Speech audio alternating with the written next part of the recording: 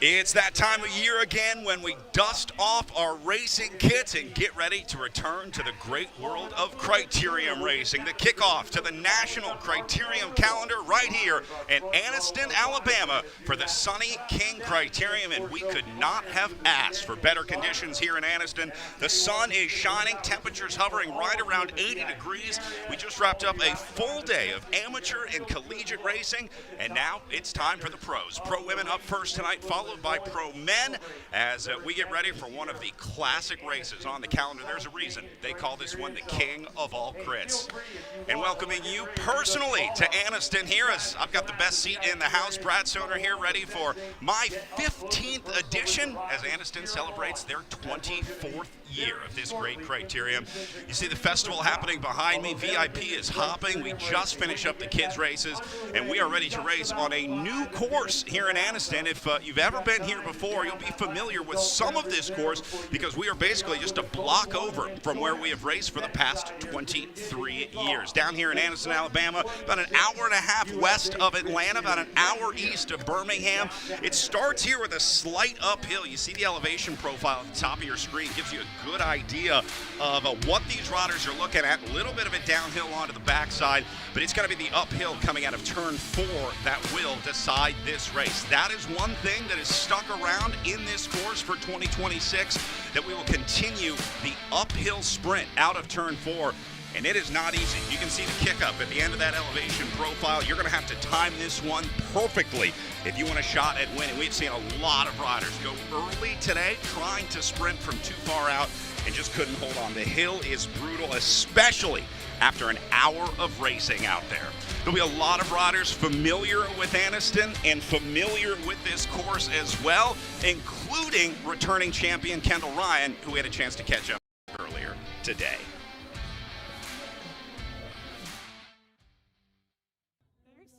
Course, tighter piece. I think that uphill and downhill is a little bit steeper, especially towards the end of each of corner 1, or going into corner 1 and going into corner 3. But yeah, I mean it's a fun course. It's kind of like pedaling the whole time because you know, it gets kind of windy on the backside. So yeah, it can feel a bit heavy on the legs sometimes, but yeah, I think we're really excited to be here. So new program for you this year, got the team together. Tell me about your squad, how that's been so far. Yeah, I mean, this is our first official race with everyone. So yeah, we've got 6 riders here, and I think we're just chomping at the bit to race. And I mean, we have the Cadence team supporting us, and they're just kind of our infrastructure at the races, and we're really grateful to have them, you know, taking care of us. So yeah, we can travel around and just hang out. But yeah, I think we're just good vibes, and everyone's really excited to race. And I think we're just gonna race aggressively and have fun. This is also kind of a new role for you as a team owner. Talk about how that came about. Yeah, I think Laurel and I just decided, you know, let's start a team for the girls, and let's do something really cool and support women's cycling and grow women's cycling in the U.S. And I really want to see American racing get really big, and this is a pretty good start.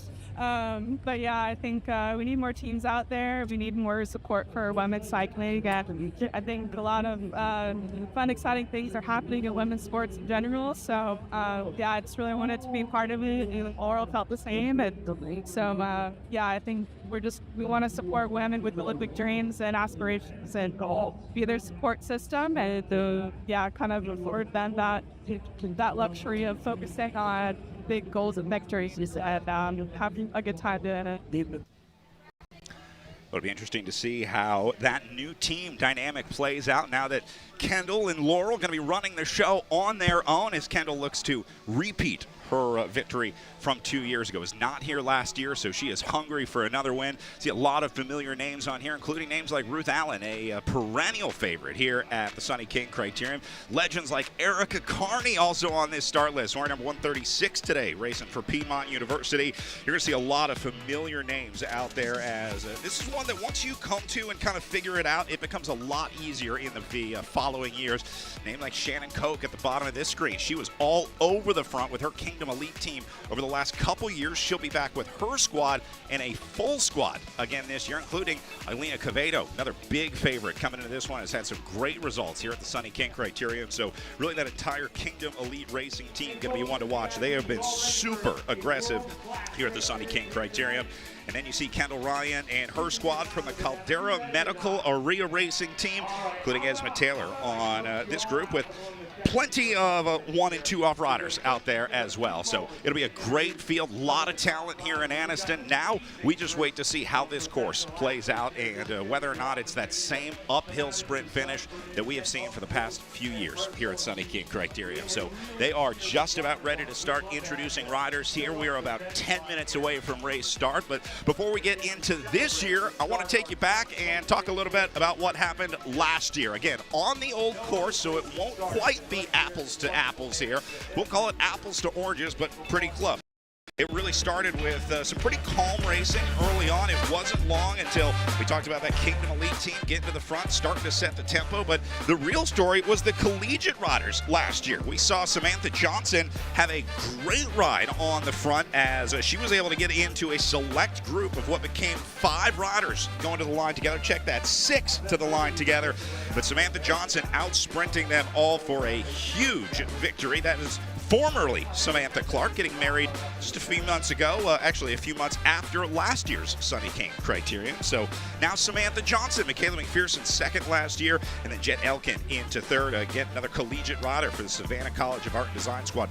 3 riders on the podium, all collegiate riders. So it was very impressive to watch from that Milligan University squad. Did an awesome job. And of course, Samantha got to pop the champagne. One of the best parts about racing here at the Sunny King Criterium. And of course, the crown on her head as well, which has become one of the great traditions of racing here for our champions.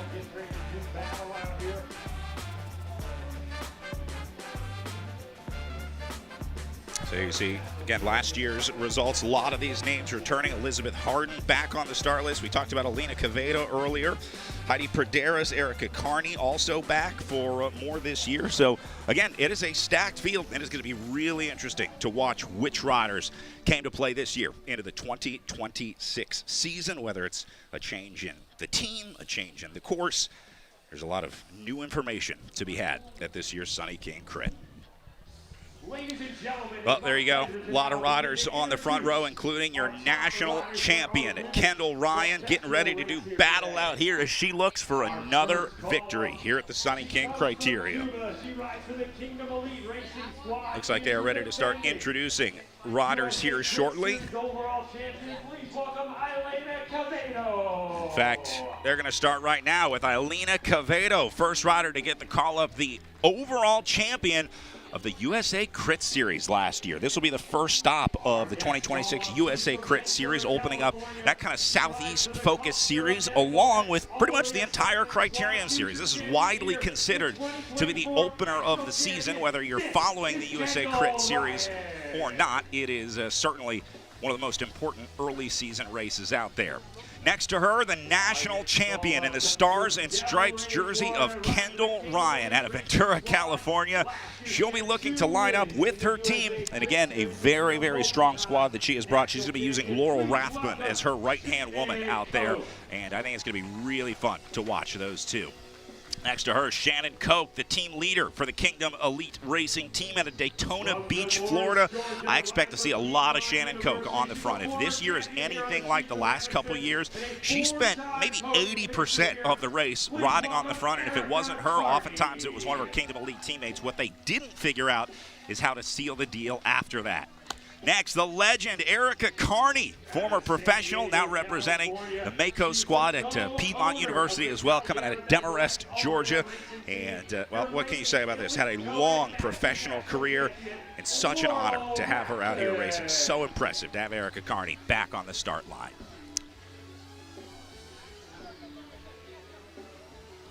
From Harvard United Cycling Women's Squad, she's your reigning U.S. and welcome Leslie Tim.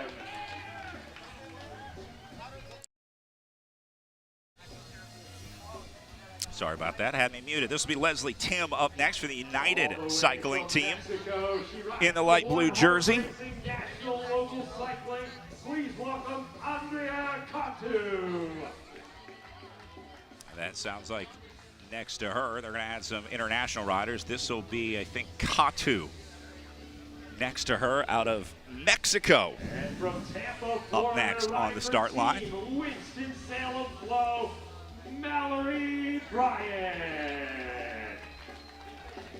And that team Winston-Salem going to get one up on the line as well with Mallory Bryant. They're running a bi-coastal program with Winston-Salem. They got a squad racing out at the Redlands Bicycle Classic out in California, and also got their riders here on the line.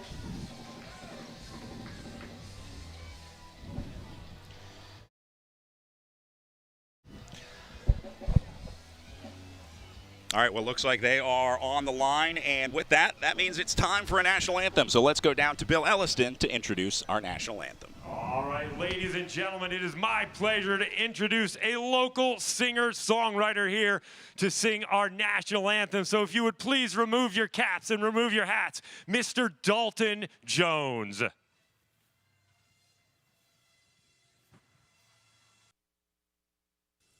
Oh, say, can you see by the dawn's early light what so proudly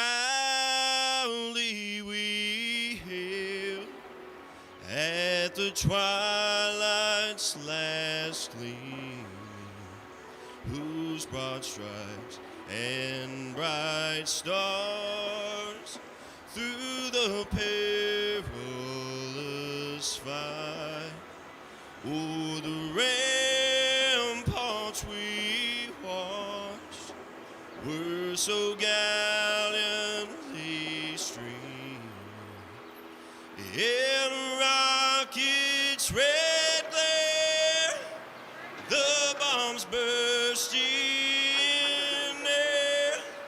gave proof through the night that our flag was still there. Oh, say does that star-spangled banner yet wave o'er the land of the free in the home of the brave.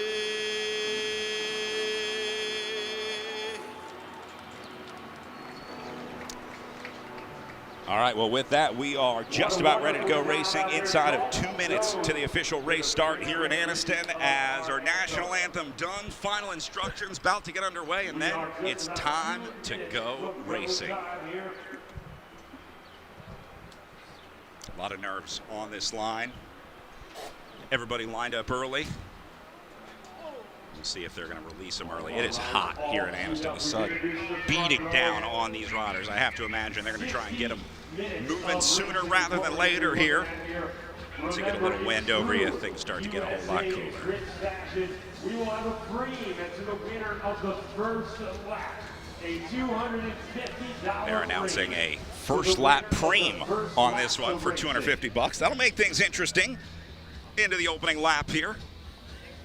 They're going to keep it fun, doing 60 minutes of racing out there. They work on a time-based system here at the Sunny King Criterium, so they will start the clock once they start racing. The official's going to average those lap times, and once they figure out a good average lap time, they'll start showing them laps to go, and we will bring that to you as well. Are you all ready for this?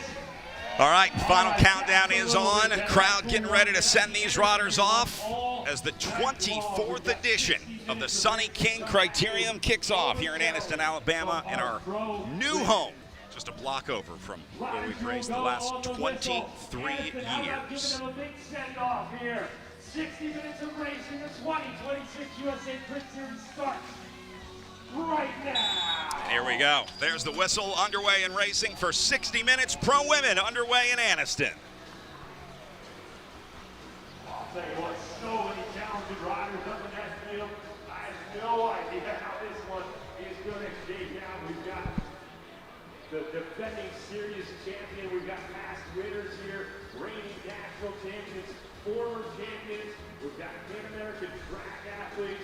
We've got riders from several. Early on, things already starting to string out a little bit. They're setting tempo up in the front and into the downhill section here. This will be our first look at how they're going to ride the backside of this course, which is mostly downhill. It's kind of a valley in the middle, so there's a little bit of a kick up there as well, but looks like they're going to take this one pretty calm. Look at Caldera Medical up on the front. They're going to take the role of riders in charge out here early on, with a lot of those white jerseys up there. To be expected. This is the way that Kendall Ryan, Laurel Rathbun have always raced their bikes. They're aggressive riders. They're not afraid to take control. They're good, and they know it. And it looks like that's how Caldera's going to race out there today. Let's see the Savannah College of Art and Design squad out there in the yellow jerseys. So the Collegiate riders doubling up, did their Collegiate Women's National Championships for the Southeastern Collegiate Conference earlier today. Try their hand in the pro women's field. 250 cash on the line of the first rider across, and looks like Caldera gonna dispatch Chloe Patrick up there to handle things. So that's the other dangerous part about this Caldera squad, is that they have so many different riders that they can play in this scenario. Like Chloe Patrick, former national champion. They're going to be able to send her up into a breakaway. She's a great power rider, long-range effort rider. So she can make some of these preem sprints. She can maybe go for some of the points. There'll be USACRITS sprints in 5 laps in, midway, and at 5 laps to go. It'll be interesting to see if they chase those as well. Kingdom Elite going to take over on the front. They'll let up on the gas a little bit. No need to hurry this one along. They realize they're going to have their chance to battle. Former champions here, we talked about Erica Carney on the line. Her husband, Jamie Carney, racing the Masters races earlier. Also, he's the head of that Piedmont University team. Erica, originally 81 degrees out there right now. This is also one of the first years where there really isn't much wind to speak of. A lot of times we have pretty stiff tailwind on the backside of the course, usually a headwind on the start-finish stretch. It's only about 4 miles an hour out there right now, and I'd say that's a 4 mile an hour gust. There's also times of pretty much no wind out here, and it almost feels like a midsummer day out here, but not too hot in the spring down here in Alabama.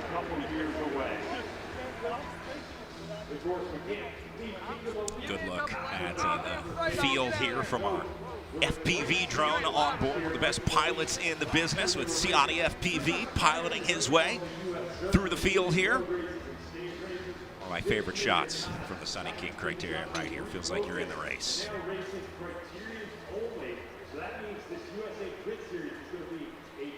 It's a great shot from up above as well. Really gives you a good look at just how compact they're going to race this one. Really, this tells me no one's in charge yet. Caldera got up there and kind of put their stamp on this one, but I think they realize that you know, there's no reason to put the entire team up there. There's no reason to burn matches this early. So we'll see who else takes charge, whether it's Kingdom Elite, Caldera, maybe the Savannah College of Art and Design squad gets something together. I wouldn't be surprised after watching Milligan's performance last year, 1 and 2 on the podium in the elite race.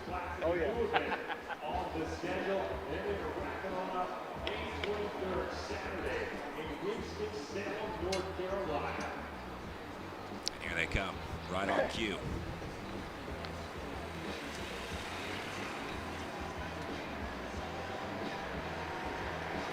Such an undertaking for Kendall Ryan, Laurel Rathbun, co-owners of that Caldera Medical team, and also racing. It's a role that we see more and more often as an owner-operator on the team, let's say. It'll certainly be interesting to see what they do under Ryan and Rathbun's direction.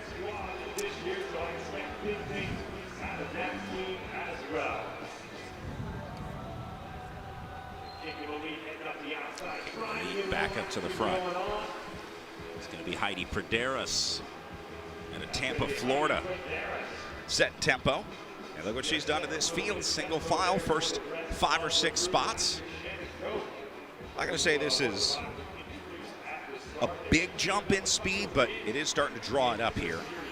More importantly, it shows that Kingdom Elite is willing to ride the front, even in the presence of Caldera Medical here when they've got the squad that they do. Kingdom Elite happy to go toe-to-toe with them and try and put some power on the front here. So Praderis going to lead them through here, but you see Caldera waiting in the wings right behind them.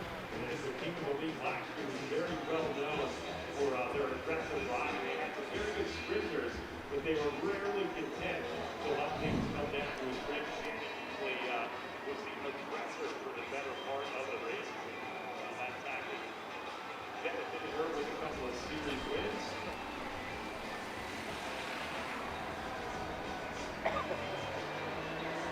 Abel Rosado. I tell you right now, no reason to be up on the front. She's right where she wants to be. Just to save as much energy as she can early on here. This is going to be Rathbun back up to the front for Caldera.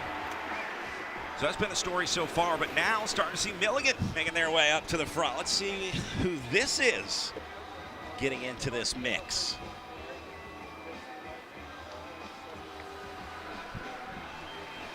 Looks like Laurel Rathbun on the front there for her Caldera medical squad, trying to get a little something going on.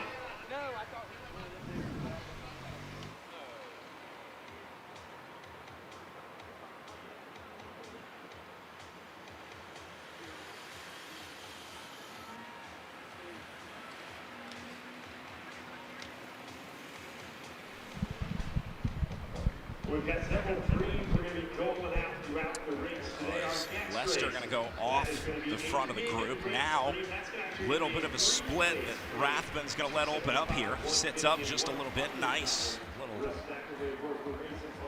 show of teamwork there.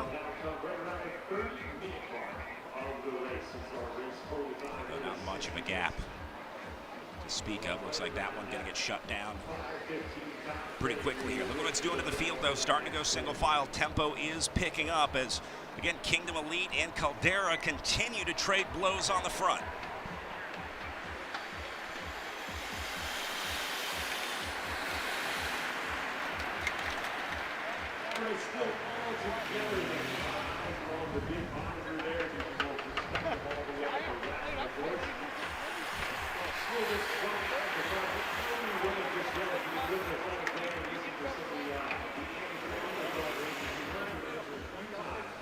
Monitoring, looking over the shoulder, constantly waiting to get jumped.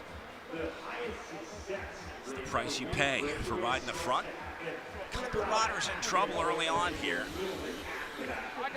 Should be able to get back on. Throw a slot in. I just watched Madeline Rodriguez from the City Bike Squad in that white jersey just off the back, trying to get back on. Looks like she will do so as they slow up a little bit in front of them.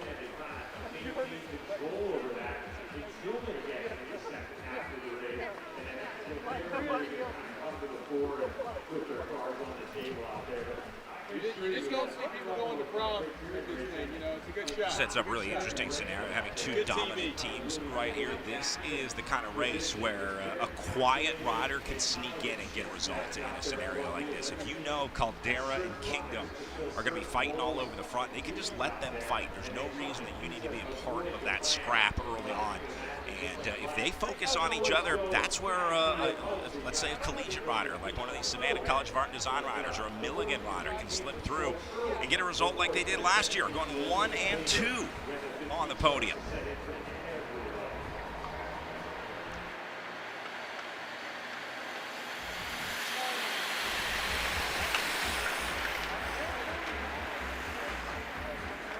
Tempo picking up again, coming up to 10 minutes into this one. Again, 60 total. Officials tracking those laps right now. We'll let you know when they start showing lap counters here at the line.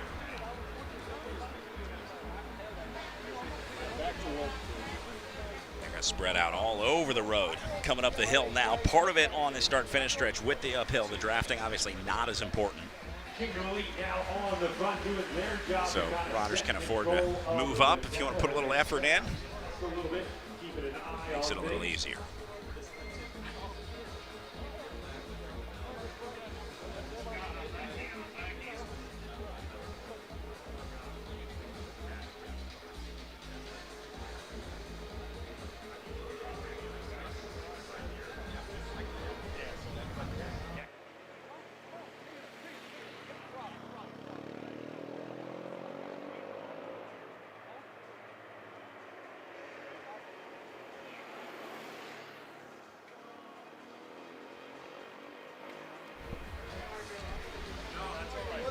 Coming up on 5 laps into this one, averaging a little over 2 minutes per lap.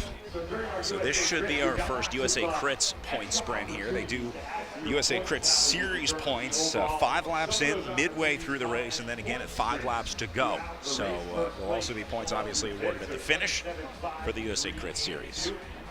Next time through, we're going to ring the bell for the first of those point sprints. First 5 riders cross the line next time through. They get those points, 10 for first, 7 for second, 5 for third, 3 for fourth, and 2 for the last rider to score points. Caldera stacking it up on the front. We'll see how much they're going to focus on these points. Certainly looking like they're going to get ready to do a fast lap here with points on the line. They know that we do these point sprints throughout the series. But ladies and gentlemen, we are going to ring the bell. The first point sprint of the night. 5 places for points. 5 places for points. So there's the bell. See, first thing they do, everyone looks around, takes inventory with their teammates. Make sure you know where your sprinter is going to be. Point sprint of the 2026. I would guess most of these teams probably have a designated rider for this. In fact, I think I just watched one of the Caldera riders wave their own up to the front saying, it's your time to shine, get ready. We'll see who's organized. You have to imagine the Kingdom Elite squad wants a piece of the action as well. And this is also a great opportunity for some of the teams to launch what we would call a counterattack on the heels of the point sprint. The point sprints, it's almost like a full up to the front, right in the middle. Trying to get those valuable points. She's been an invaluable lead-out rider for Kendall Ryan over the last couple seasons.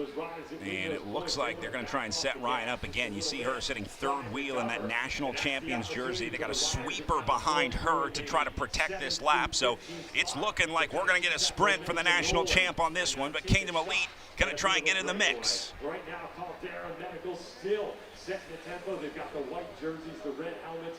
Very easy to identify in there. Carney coming up with one of the Piedmont riders as well. See if they can launch anyone. Out of turn 3 and into 4, still in control. So a little bit different than the rest of her team. So Caldera 1 through 3 through that turn. Remember, they're making this look easy. Kendall Ryan does have a passenger on the wheel. Kingdom Elite has locked on to the Kendall Ryan heat-seeking missile. Here they come, trying to come around, and they're going to do it. Kingdom Elite will beat them to the line on the wheels of Heidi Praderas. What a sprint from Praderas. Timed that one perfectly. That was all about tactics and strategy. That's how Praderas did it. Followed the wheel perfectly. What a great sprint from Heidi Praderas to pickpocket Kendall Ryan on the line. And it looked like Laurel had been looking back over her shoulder and got really surprised. She thought she was going to see Kendall Ryan, the reigning national champion, but Praderas broke out a little. Caldera's going to have to figure out what to do about that, because Heidi Praderas can do that all night long. She'll be able to do that time and time again. They had a sweeper on Kendall Ryan for Caldera. They had one rider behind her. I'm not sure if she lost the wheel or pulled off, whatever it was. But that allowed Praderas the space that she needed to slip in there and pick up the first USACRIT points of the season. So she'll put 10 into her total. Little split forming here. One of the SCAD riders made it across. That's going to be the last one on this train. We'll see what the response is from the rest of the field. SCAD rider made it across. Not seeing a ton of other effort here. Just like we thought, that sprint Looks like several riders have been able to break clear of the peloton. We've got 4 riders. Now, field's starting to worry about this one. They see the riding on the wall here. One more rider going to try and come across from Caldera here. That's going to be Laurel Rathbun going up to try to either shut this one down or support the breakaway. I'm going to guess the plan here is to shut it down. Things starting to fall apart at the back of the group. Look at this, single file front to back. Not a good time to be sitting on the back of this one. When Laurel Rathbun starts cranking up that tempo, you do not want to be stuck at the end of that whip. She's going to bring pretty much the whole field up with her. Look how calm Kendall Ryan is. She knows she's in good hands. She knows she's got one of the best teams in this race behind her. She knows that this will be taken care of by her Caldera teammates. She doesn't need to do any effort. She's saving it for the finish. As the team constantly works to keep this one in.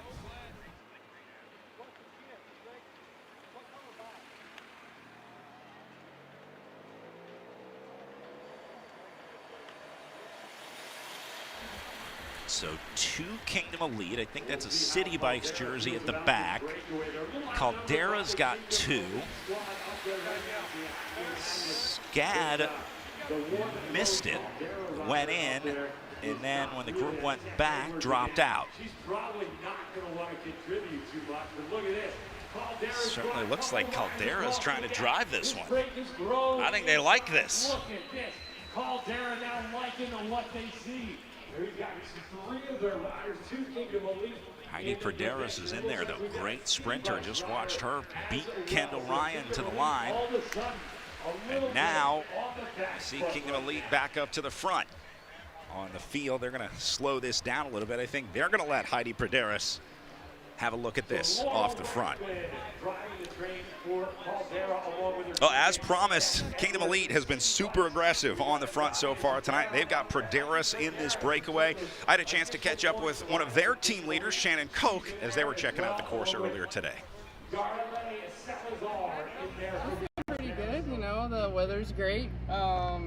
Everybody arrived, no problems, no travel issues. Bikes are working well, legs hopefully working well too, so we're excited. What's the key to Sunny King? Like, what's the key to this course? Well, we rode the new course last night. We're going to try to hop on here in a little bit and do a couple laps at speed, but you know, it's got this kind of long drag to the finish, so there is a element of attrition there. It's going to be a lot of timing, I think, and positioning, just because it is such a short distance from the last corner to the finish. So it's going to be a lot about timing your sprint. However, notoriously, we don't really leave it to a sprint. So obviously our goal is to be aggressive and try to make, you know, a move go. So that's goal number 1. If that doesn't happen, we do have a backup plan, but you know, like always, we're going to be aggressive out of the gate. So last couple of years here, you spent a lot of time on the front. Are you planning on doing that again? Maybe a little bit smarter than last year. You know, we made some tactical mistakes in the last 2 years, and we've learned from that. So we did add a couple new girls too that have quite a bit of horsepower and engines behind them. So that should free me up to be a little bit more intelligent about my moves. So yeah, we have a good mix of girls, so we're excited. Can you tell us who to look for in the sprint? Like, do you have a name yet? Not particularly. I mean, a lot of us, we have good sprints when the race is hard, so it's kind of a toss-up. We don't have a specific leader per se in the finish. It's just kind of how people are feeling and who's going well. So we communicate a lot during the race to see, you know, how people are feeling. So we don't have a specific person to look out for, which, you know, for other teams can be kind of frustrating, but for us, you know, it's definitely an advantage we have. Is a lot of cards to play. Well, plenty of cards to play, and they've played a few of them already, including, we talked about Heidi Praderis earlier, but now we're looking at another separation off the front, as we're hearing from Koch in the interview. Caldera decided to split this group again. Pretty much everyone else gave up the ghost except for these 2. They're going to mark Praderis with 1 Caldera rider. But more importantly, you got a solo rider off the front here. on the wheels of Tess Edwards.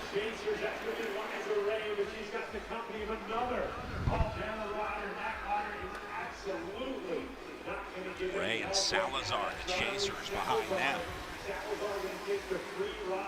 Liza Ray out of Brooklyn, New York. And Riley Salazar, the Mexican rider on that Caldera squad, also marking this one. So Caldera taking charge here early on. This is an all or nothing move for Edwards here. She's going to go all in on trying to hold this. I don't think there's a reason that she would continue to stay off the front like this if she wasn't fully committed to the move. That's going to be One Heart Racing along with the City Bike Squad. They've got a whole lot of work to do. And hardly any urgency in this field, probably because Caldera is running the field right now. Look at this effort, Edwards all in. Oh my goodness. In USACRITS, not off to the best start for those riders right now. So Shannon Coates, who probably one of the protected riders, she may have to go back to her playbook of being really, really aggressive. She's a very good time trialer. She's been on the national championship podium more than once. And she's going to have to get to the front. Now Chase going to stay on. I wouldn't expect to see Caldera take any pulls here. I think Kingdom pretty much going to be on her own as they try to chase down Tess Edwards here, continuing to ride away solo and not showing any signs of fatigue right now. So field has just come around the final turn as Edwards gets up to the top, wearing number 142 on her back for the Caldera Racing Team. Hey, look, I know we're friendly out here.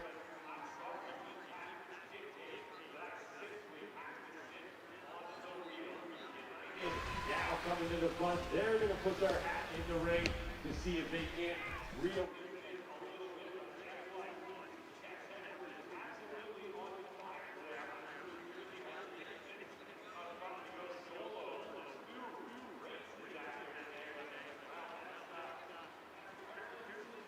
She's gotten herself into right now. Looks like some new chasers going to try and jump off the front. Little elbow flick, looking for some help from Kingdom Elite. Whether they get it or not remains to be seen. Edwards' head starting to bob a little bit. A little bit of fatigue starting to show. Still got about 37 minutes, call it, of racing left. That'll be right in the wheelhouse for Tess Edwards. This is the kind of effort that she likes to do. The final turn, that can only mean one thing, our leader. In that distinctive white United going to get up here, do some chasing. Chloe Patrick tacked on the back of that. I don't want to have to remind you every time, but this rider, she is in her second race today. She won the women's collegiate a couple hours ago. She's back out here again. Man, Edwards really efforting this one. At some point, she'll have to let off this tempo. She cannot ride at this intensity for here comes our two chasers the remainder of this race. There's a great look at the gap that she has built herself. We're going to have a little bit of a reset back here in the field. I think what Edwards is doing here is hitting it on the hills. You see her head bobbing, her shoulders kind of going side to side a little bit, especially on these uphill sections. I think she is increasing her effort on the hardest parts of this course, knowing that that may not be reciprocated as clearly as it would on, say, a flat part of the course.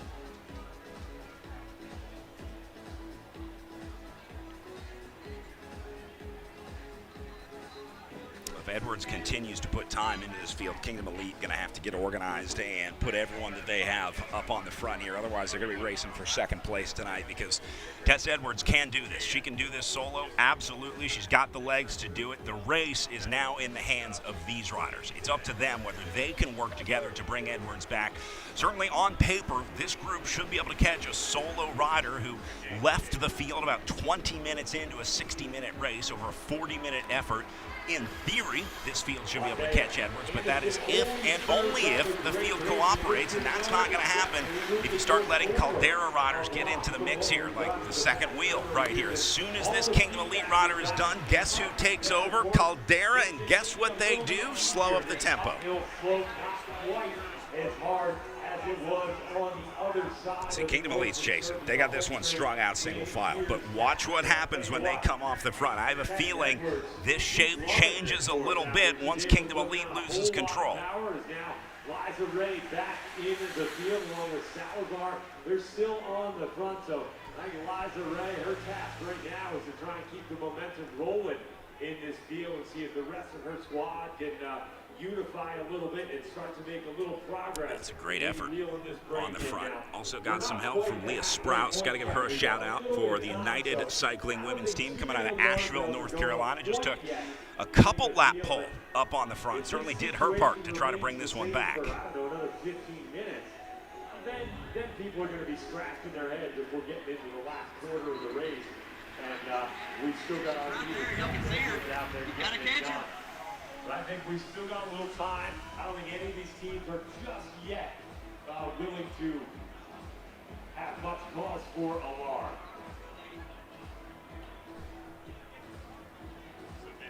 Who else is going to help? Who else can help? Not many other teams that have the numbers to burn riders up on the front. See 4 of those SCAD jerseys having a little conversation back there, but I don't think anyone really expects the collegiate riders to have to do work here. Looks like they're getting ready to ring the bell for the mid-race sprint coming up here.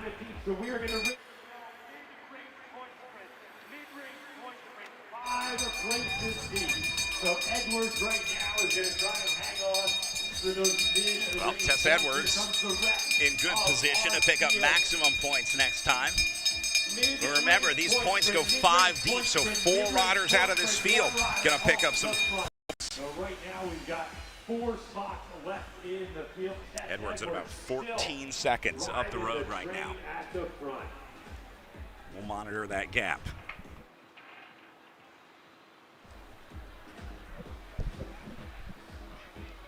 Also seeing riders already coming off the back. They've already pulled a couple riders. I just saw a few more that came unglued. Once you're out of this one, it's going to be really hard to get back on it. So now this field going to be racing for the remaining 4 spots. They'll take a lap off from chasing Tess Edwards here. It looks like it might be coming back a little bit. Edwards on loan from the Savannah College of Art and Design squad to that Caldera team. She raced with her squad, but now changing kits up to support Kendall and Laurel. Here comes Kingdom Elite. They got a great organization forming on the front here. They're going to, I assume, try and get Praderis up there. Went for the points earlier at 5 laps in, so we'll see if number 151, Heidi Praderis, gets to where she wants to go. Meanwhile, this will be Edwards back onto the start-finish line. She's going to pick up maximum points. We're going to ring the bell for a 3-place flat, 3-place cash green. And they're going to continue the bell ringing here, this time for cash. Meanwhile, point sprint on the line, going to be taken by Caldera, but they think Chloe Patrick.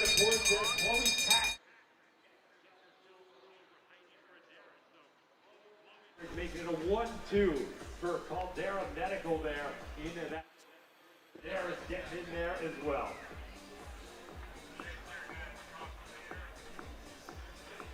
You heard us ring that bell again because we're going to keep this thing rolling right now. We've got now on the line, we've got 3 places for cash. 275, 150, and 100. They rang the bell for a 3-place cash premium last time through as they were sprinting. Doing back-to-back sprints here, so it was points last time, going to be cash this time, and surprisingly, looks like Tess Edwards going to come back into the fold here. Must have just been after those mid-race points. Got what she came for. Mission accomplished. Interesting.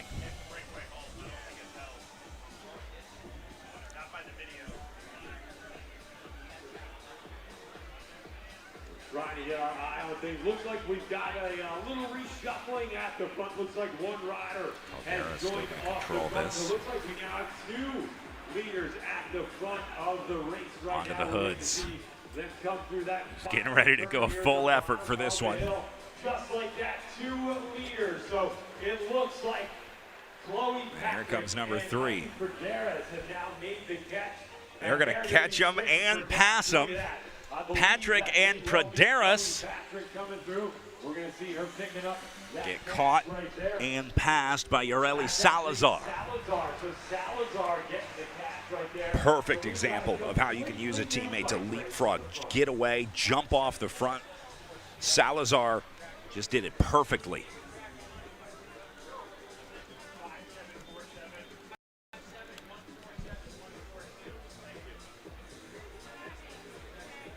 So that winning that cream was Salazar. Salazar, the 2023 winner here at the Sunny King Criterium. When Kendall Ryan was 2nd place back in 2023. So Anniston has also been good to Yareli Salazar. But just like that, we've reshuffled the deck in our women's race.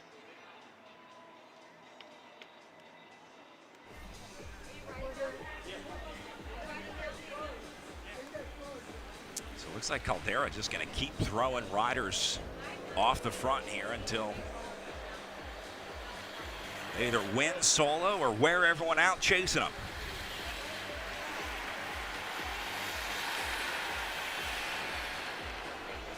And once again, the responsibility falls on the shoulders of Kingdom Elite to bring this back.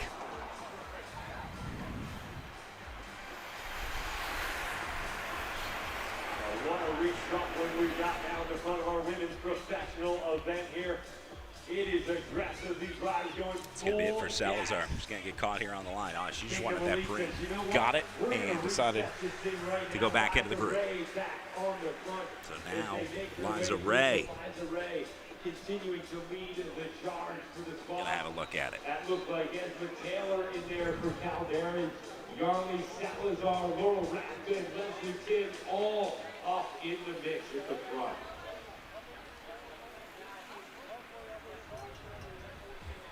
Another gap opening up halfway through. They burn a lot of energy closing those down all night if they continue to let those open up, especially in the corners. Another good reason to start to make your way forward.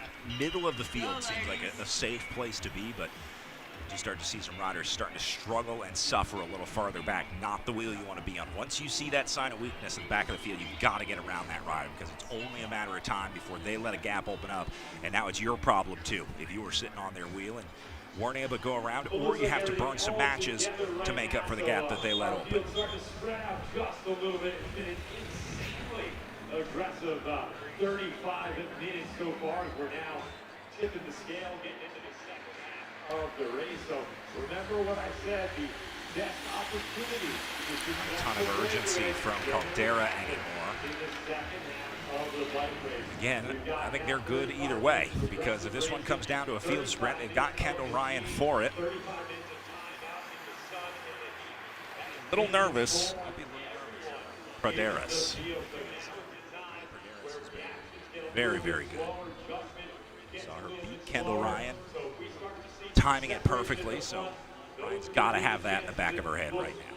Really good for a successful breakaway. Kingdom Elite now back on the front. I see a fearless Ben rider in the mix that being based out of Lambertville, New Jersey, in the Pure Energy bike shop. They've been around the scene for a number of years. He said maybe a couple years since they've had a high-level professional winning. Gonna spread out again across the road. So hot and cold, on and off. That's been the story of this race so far.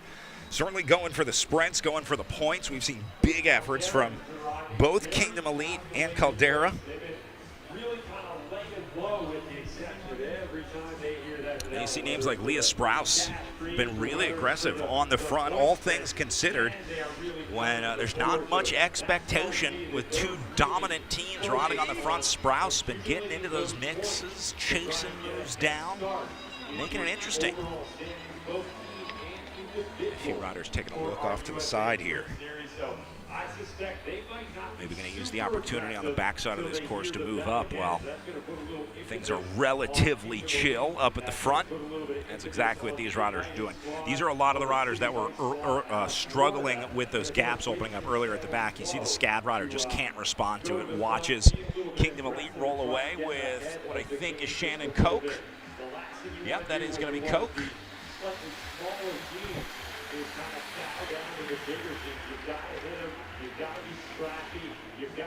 You see how Koch immediately monitors this effort.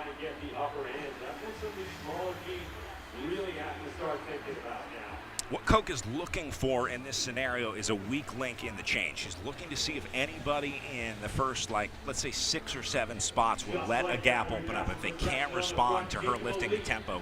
She didn't see that, so she's going to give up and turn it over to one of her Kingdom Elite teammates.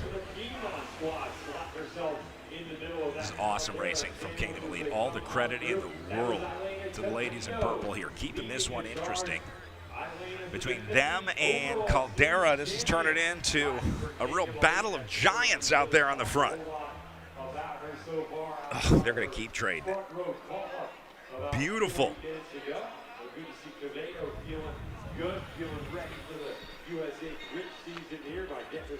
Got a little gap here. Just coming up on about 37 or so minutes.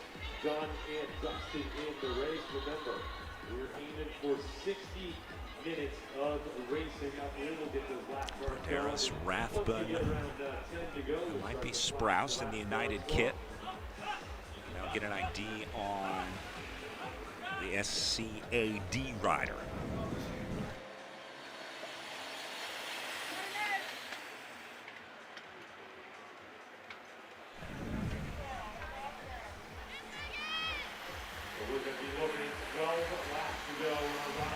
A good look at the chase. We've got another breakaway. Anniston, 4 riders getting a little bit of separation here off the front. I see Kingdom Elite. This group not working together yet in the front group of 4. On the back. I see United. I see SCAD all in the mix. So another great It's Leslie Tim, the United rider. 4 riders starting to make their way off the front Liza of the Ray. field right now.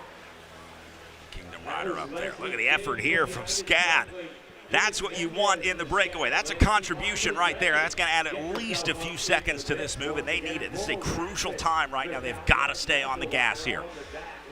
If you were watching closely, the Caldera rider, Laurel Rathbun, Oh, the unrequited elbow flick. she was actually looking. You hate to see it. So that tells me she may not Yeah, this one like that scenario. She's looking working together about as well as Congress right now. If she should pedal in that break or if she's going to sit on right now. She's got a very stacked team. They're leading some of the points right now. And of course, they've got the ring. It's going to be it for this move. Laurel Rathbun going to try and salvage it. So Whatever's left. for that Caldera team, just because they've got Rathbun in that I think she liked what she saw in Liza Ray and said, I want a piece of that. So we're going to see how things unfold here. And if Rathbun contributes, well, then we know she's gotten a nod from her director that it's all in time. Look at that, our breakaway is now split. 2 riders, 2 and 2 right now.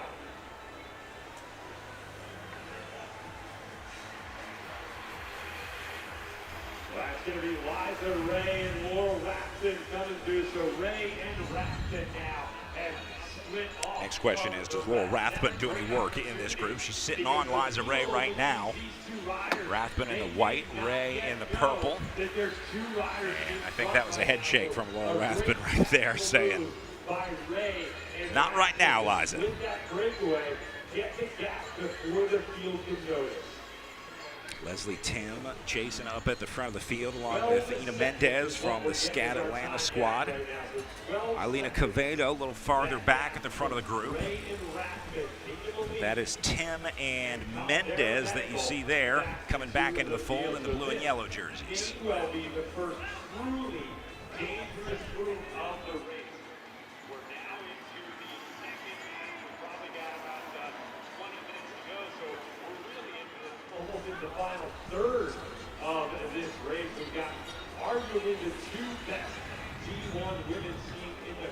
country out there up the road with riders in the breakaway. They've got teammates back there to try and slow things down. So this is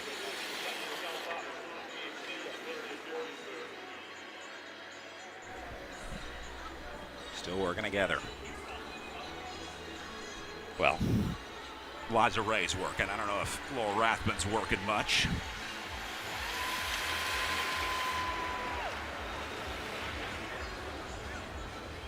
Anniston, how about giving these two leaders a little bit of love right now? They've been working hard. Rathman looking back, waiting for her team to come up. They'll be there soon enough. Laurel, hang in there.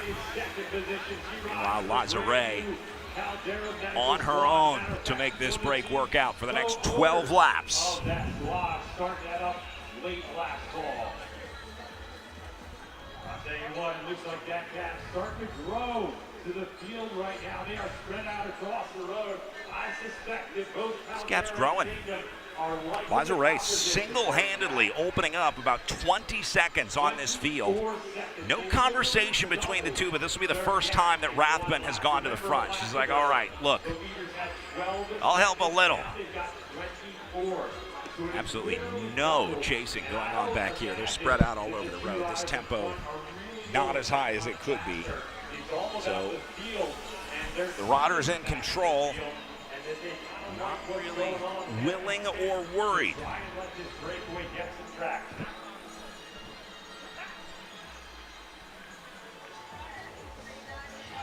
Rathman said, all right, I did some work. You got what you wanted. These two can absolutely win this race out of this scenario. 11 laps to go. Two really powerful, long-range riders. Laura Rathman is a good sprinter, but not a great sprinter. She is a really good endurance rider, though, so this would be a perfect scenario for her. If nothing else, you lock in second place, although I think they would have preferred that it be Kendall Ryan on the podium. Just looking at the USACRITS overall series, if you're trying to pick your most likely candidate for season-long success, I think that's probably Kendall Ryan, so they would like to get her as many points as possible. But if Laura Rathman is best equipped to win the race, you got to take that gift when it's given. Although she worked hard for this one. Rathman not pulling through. So that's interesting. We're going to keep our eyes on the camera and see if that's been a bit of a lead.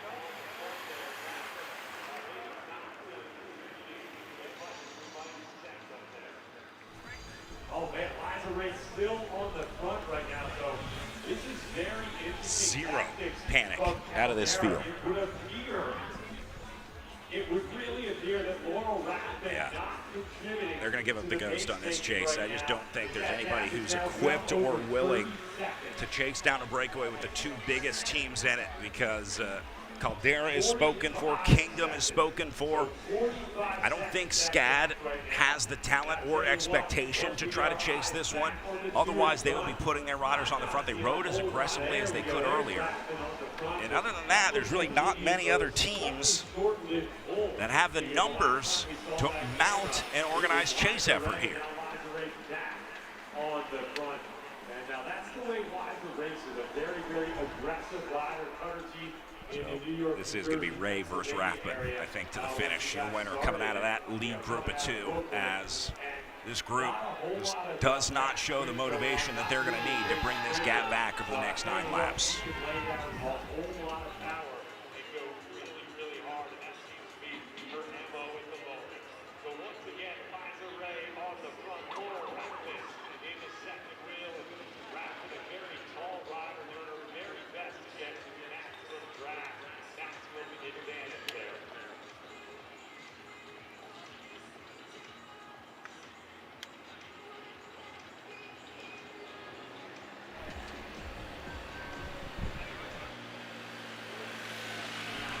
All right, well, 8 laps to go. Break going, gone, as Liza Ray and Laurel Rathman have put in the work that they need to do, and pretty soon they're going to start shifting their focus to how they can beat one another out of this breakaway. At 8 laps to go, we're going to take a quick break here from Anniston, and when we come back, we'll have your exciting finish for the Pro Women's Race coming up next. We are already. Every year, Jack Crew innovates. We're going to Jack Crew has been so incredible for Project Echelon over these last years. As a team focused on aerodynamics and the speed of racing increases every year, not only do they take our feedback, they use and provide us real opportunities to test their products. That includes validating their top-of-the-line XPO fabric in the wind tunnel and real-time data using professional riders. XPO race suits is really at the cutting edge of anything in the market right now. Just class-leading aerodynamics, fit, comfort. I've just been really impressed with it so far.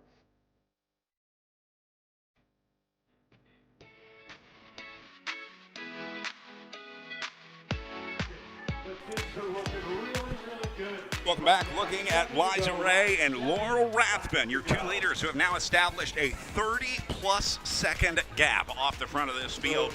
They ain't coming back tonight in Anniston, folks. Your winner will come out of this lead group of two as long as they don't play any crazy games. They would have to get into track stand territory at this point, watching one another to lose this race. So it's in their hands. As long as they keep this racing up for another couple laps, they're going to be just fine. They'll be able to play all the games that they want after that. Shannon Koch up on the front.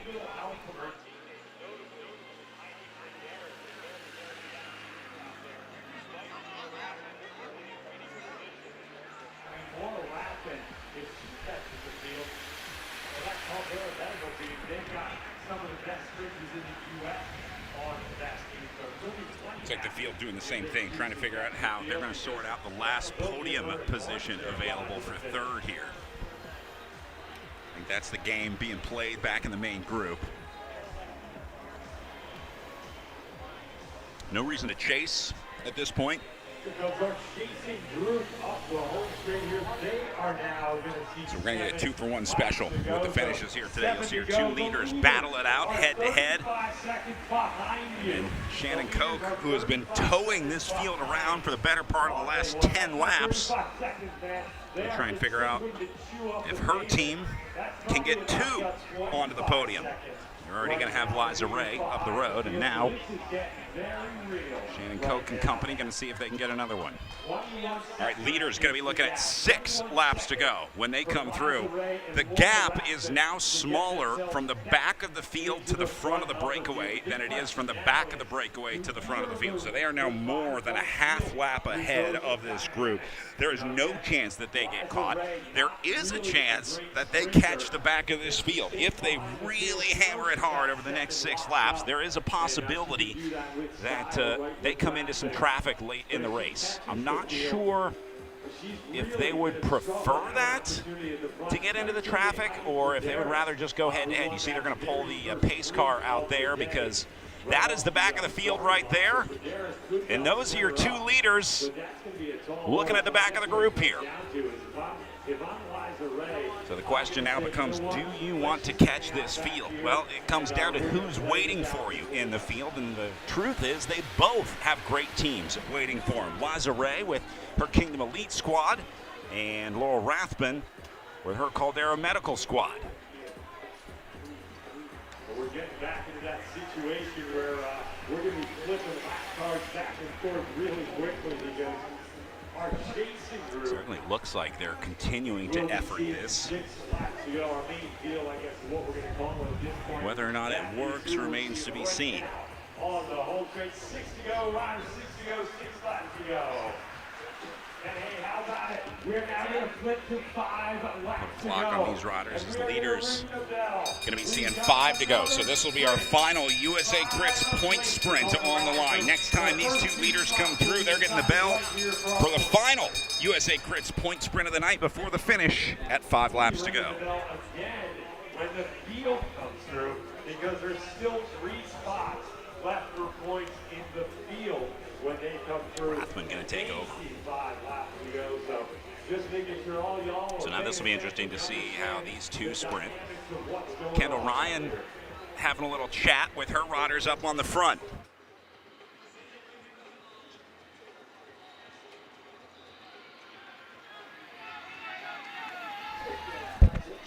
Looks like Rathbun going to try and drive it up here.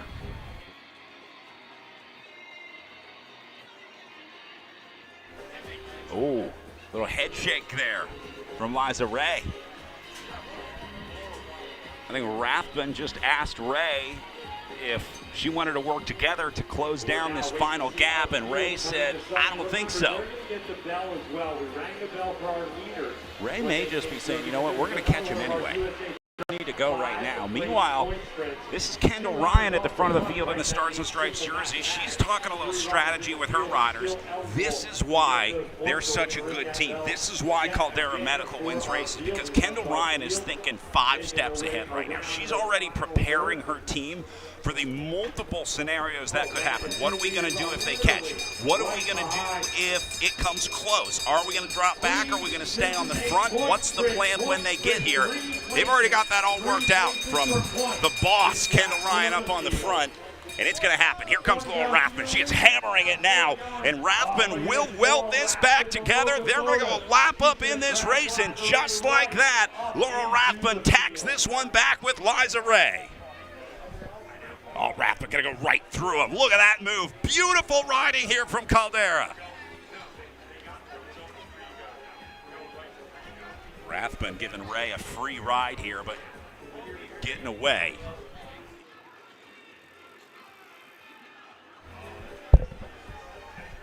So in this scenario, everybody will finish on the same lap here. Once a rider goes a lap up, they all get back on the same lap. Obviously, first and second will be scored respectively of how they finish in relation to each other. And then the field will work out the rest. So now Kendall Ryan can link up with her Caldera team if they want to go that route, or they just keep hammering it all the way off the front and don't deal with a group sprint. If Rathbun believes she can take Ray in a head-to-head drag race, you might as well just keep pushing off the front, make this as hard as you can. But here comes Caldera.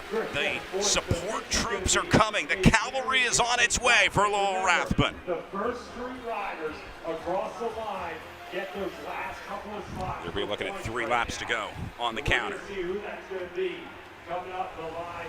And we're also going to be going right to 3 laps to go. And they're going to go over the top of Rathbun here, give her a little bit of help. Remember, this will be some USA CRITS points available for the next rider across, because Rathbun and Ray picked up the points earlier. And now they're going to send even one more. This is interesting. Another reshuffle up on the front. I'm going to leave that to the highly trained professionals.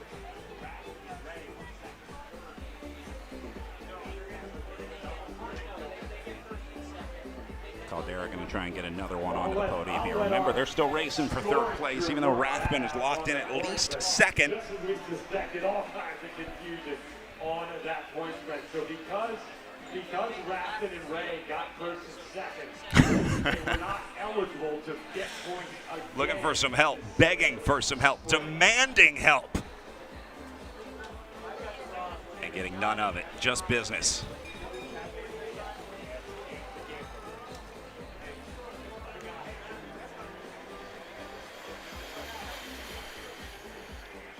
So guess what, folks? We're going to ring the bell again.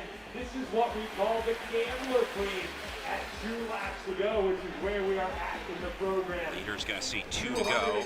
And they're going to announce a $250 cash premium. This will be full race. Everybody going to be eligible for this one. As the leaders hit the line and the lap counter goes to 2 to go. Ringing the bell for $250 cash. 2 laps to go, 2 to go. Gambler Queen, $250. Caldera Medical, they are working this field Tessa over. Edwards Right, onto the inside here. Off the front again with 2 laps to go. We rang the bell for $250. Gambler Cream on the with line. Chloe Patrick. And guess what? We're not done with that bell. We're going to ring it again because they're going to get 1 lap to go the next time they come through. Don't hold it over the fence. It looks like 3 riders right now off the front. We've got 2 of the Caldera riders off the gate as that miss.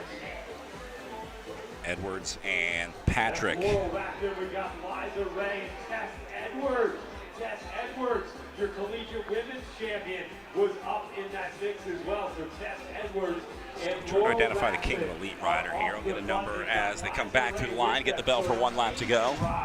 By all three of these riders, 2 riders have lapped the field. They've now gone back off the front.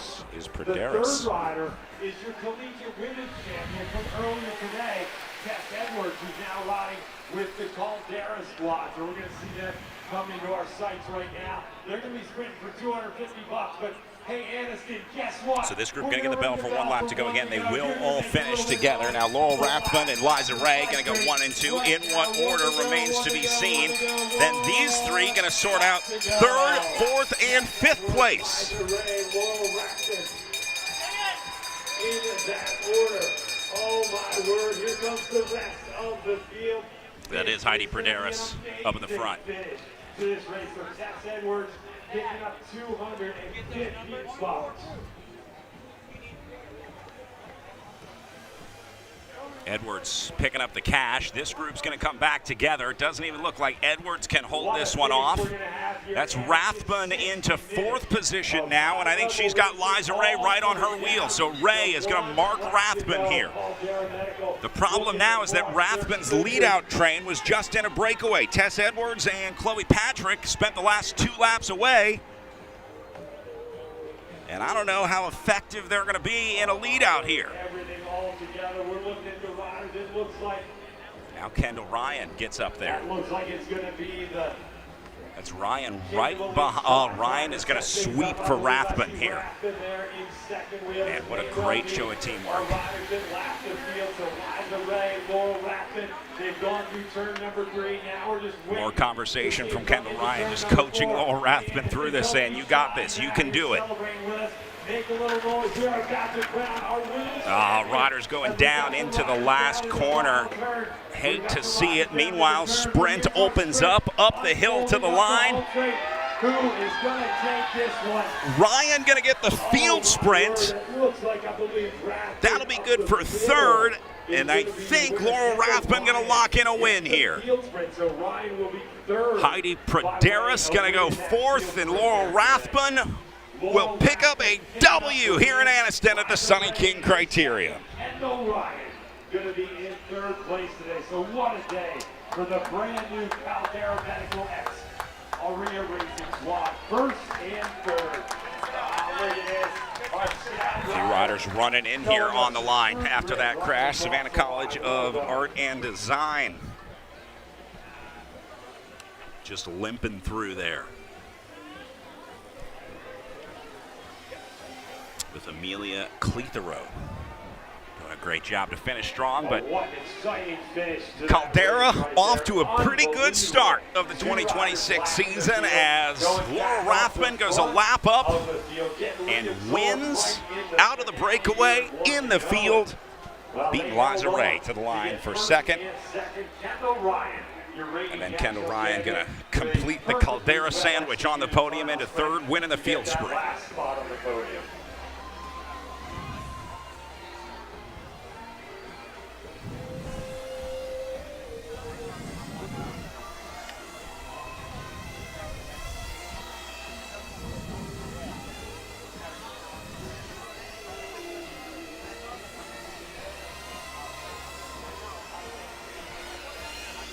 Meanwhile, attending to those riders down in turn 4 as the field completes their cool down. We'll see if we can grab a word with Laurel Rathbun. I'm trying.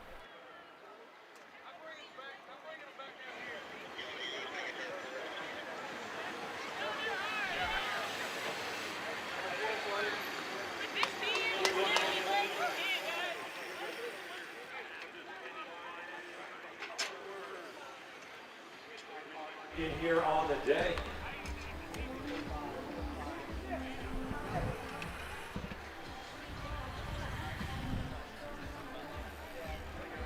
What a perfectly executed race by the Caldera Medical Squad. They were aggressive all day, figuring in every one of the breakaways at the end of the day. Caldera having a conversation down here in the line. Looks like they are still debriefing this one. To take the win. Nothing but good things to talk about after that ride, though. What an awesome ride for the entire squad.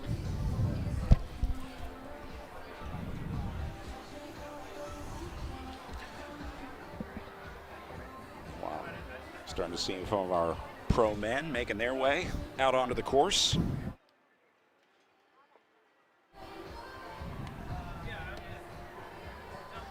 Again, we're looking to try and get Laurel Rathbun. Laurel, if you can join us up here at the finish line, we'd love to get a word with you.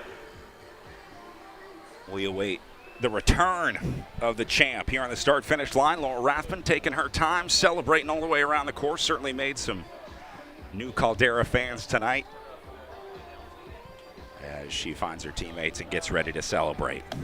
Live coverage tonight brought to you by Sparklight, blazing fast internet here in Anniston, Alabama. They have been responsible for keeping us connected for the last 10 years here at the Sunny King Criterium, powering our live stream and allowing you to watch it live at home. They were out here early this morning, late last night, setting up our custom internet line so that we have blazing fast speeds to bring you these beautiful pictures from the race today. So big thank you to our friends at Sparklight, your title sponsor of our live stream today and the official connectivity provider of the Sunny King Criterium. Couldn't do it without them. Great group of folks over there, and we appreciate their support of the Sunny King Crit.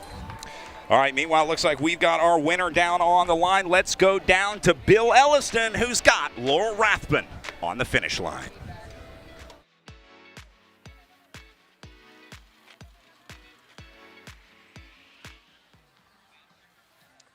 Oh, we've got our women's champion, Laurel Rathbun, with us here on the line. Laurel, that was a pretty big move here to lap the field. What was the team plan for Caldera Medical coming into today?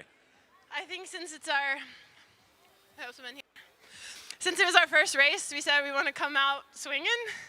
We have such an amazing team. We really wanted to race forward, show how strong we are, and that it's going to be an awesome season ahead. And I think we just have a fail-safe of Kendall, like, you know, being able to win any bunch sprint, so it allows us to like race really hard. We're really dynamic, make the race fun to watch. And when I was just waiting for the race to get hard, and I know that's when you go. Was that the plan coming in? Was that your role, was to try and be aggressive and make the race hard and save your sprinters for other options? Yes, we don't make too much of a plan because anything can happen in bike racing. So, you know, we just trust instinctively that we know what moves to follow and like when to go. And then we have an order for the lead out, but that's basically our whole plan is here's the order, here's a general idea, and then go race your bike. And what's it mean to win the series opener here in Anniston, Alabama in front of such a wonderful crowd? It feels so good. Kendall even told me yesterday, I know that I've been riding really well, and she said, dude, you're going to ride off the front of a lot of these races and win. And she was right. Well, what a great victory today. Caldera Medical, the new kids on the block, Laurel Rathbun with a huge win here today. Well, sounds like they called it. You're going to win a lot of races off the front. The prediction was correct for Laurel Rathbun. The win, Liza Ray going to take second on the day, and Kendall Ryan will lock in third place on the podium as we look a little farther down into our top 10. Heidi Perderas doing the best that she could out of that scenario for Kingdom Elite to get second and fourth for that squad. Again, Liza Ray racing with that Kingdom Elite squad. Javiera Munoz into fifth. Tess Edwards, really good finish for sixth place considering the work that she did up there along with Yareli Salazar. These are really just riders that put in the work and are almost consequentially up at the front after the lead out. Andrea Cantu from the One Heart Racing team picking up 8th place. Mendez into 9th for the SCAD squad. And Erica Carney pulling out a top 10 result. Awesome ride for the Piedmont University veteran, let's call it, in 10th place. Great ride for Erica Carney out there. We are going to take a quick break here from Anniston, and we'll let you know what's going on when we come back right after this.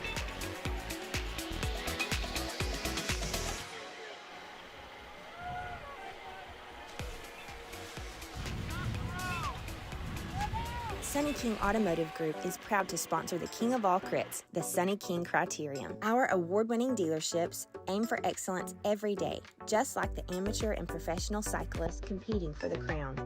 Sunny King Automotive Group. Every year Jack Crew innovates. Jack Crew has been so incredible for Project Echelon over these last years. As a team focused on aerodynamics and the speed of racing increases every year, not only do they take our feedback, they use and provide us real opportunities to test their products. That includes validating their top-of-the-line XPO fabric in the wind tunnel and real-time data using professional riders. XPO race suits is really at the cutting edge of anything in the market right now. Just class-leading aerodynamics, fit, comfort. I've just been really impressed with it so far.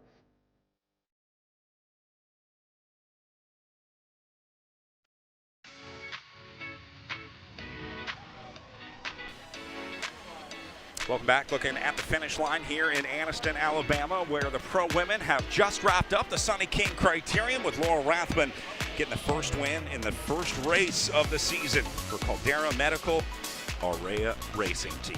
So very impressive ride from her. It was an awesome show of teamwork really from that entire squad, along with the Kingdom Elite team. All the credit in the world to the ladies in purple. They did a really great job of riding as well as they could, got Liza Ray into that move, and then Heidi Praderas did her best to try to win out of the field sprint. But she had to deal with the American national champ, Kendall Ryan, who ended up in third. But things started pretty calm a little over an hour ago when they left the start-finish line, but eventually we would start to see the big teams take over, as we said.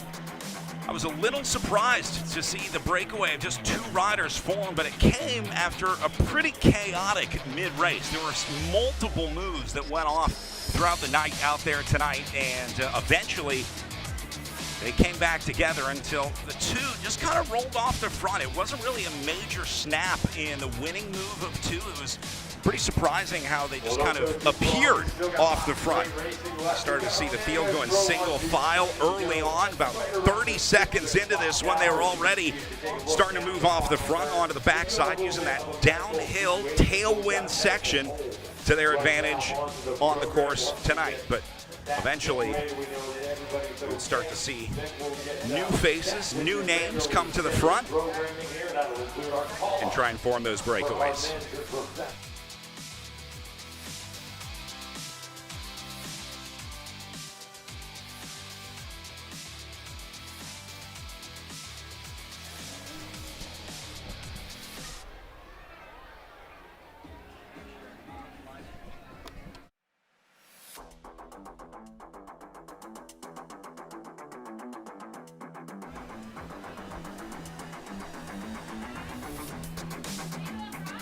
Saw after the first lap, things started to fall apart at the back as the effort continued on the front.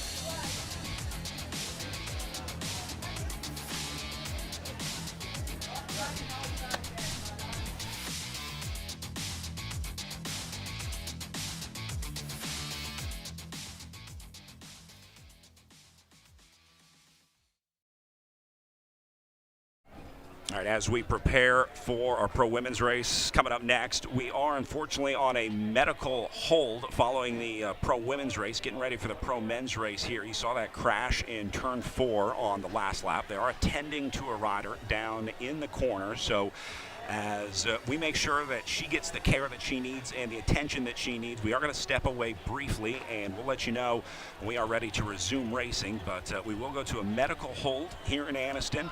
And when we are able to resume racing, once everybody who needs to be taken care of has been taken care of, and that will be the first priority out here in Anniston, then and only then will we resume racing here in downtown. So we're going to step away as we do what needs to be done here on course, and we'll be back with your pro men's race when we can.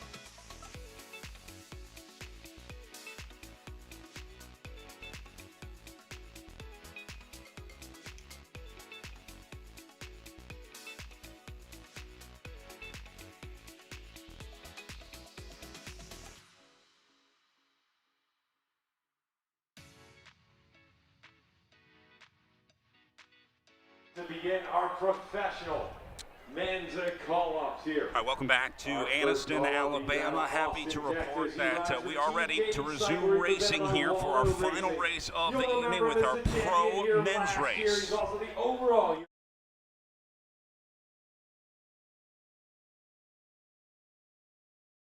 Well, sounds like they are getting ready to introduce some riders up on the front row. And sounds like they're going to start with the reigning national champ, if they can find him, for Lucas Burgoyne. And in true Lucas Burgoyne fashion, he's going to make us eagerly anticipate his arrival.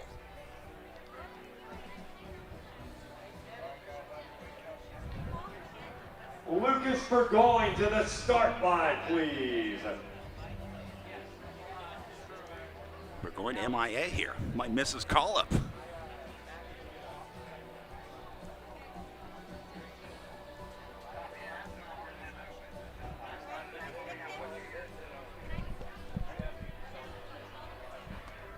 All right, we're going to move to our next call. Looks like they're going to move on. Lucas Burgoyne waited as long as they could. Columbia. He's been a member of the Colombian National Pan American and World Track Team. He's also a former Junior World Madison champion. On the call-ups, Jordan Parra. as we go to the Colombian, Jordan Parra up next.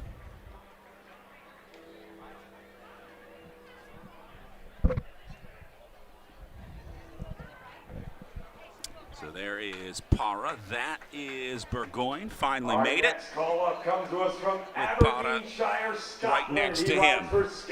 After that, going to be the He's a Scottish rider coming up Road next. Race Racing champion, for World Scottish Cup cycling. It'll be Tim Welcome, Shorman Tim getting the third call-up of Shorman. the day, adding to some international talent up on the front row.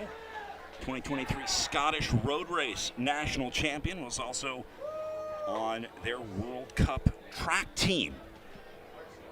Out of Louisville, Scotland. Colorado, So Ryder Team King Cycle represented by Waldo getting Racing. ready to bring He was your his champion flavor back in of racing to 2023. Anniston, Welcome, Alabama. Kane Bickmore. Next to him, a former winner here at the Sunny King Criterium. Top step of the podium in 2023, and now racing in support of Lucas Burgoyne's Cadence Cyclery Waldo Racing Team. It'll be Louisville, Colorado's Cade Bickmore up to the line next for the Cadence Cyclery team, and Bickmore going to be a crucial part of the success of the team this season for Team Cadence Cyclery. They brought on a lot of talent. Cade Bickmore, one of them, along with a few more riders that we'll talk about as the day goes on. Aldo Maldonado, Mateo Garcia up next at Guadalajara, Mexico for the One Heart Racing team. Getting the next call up.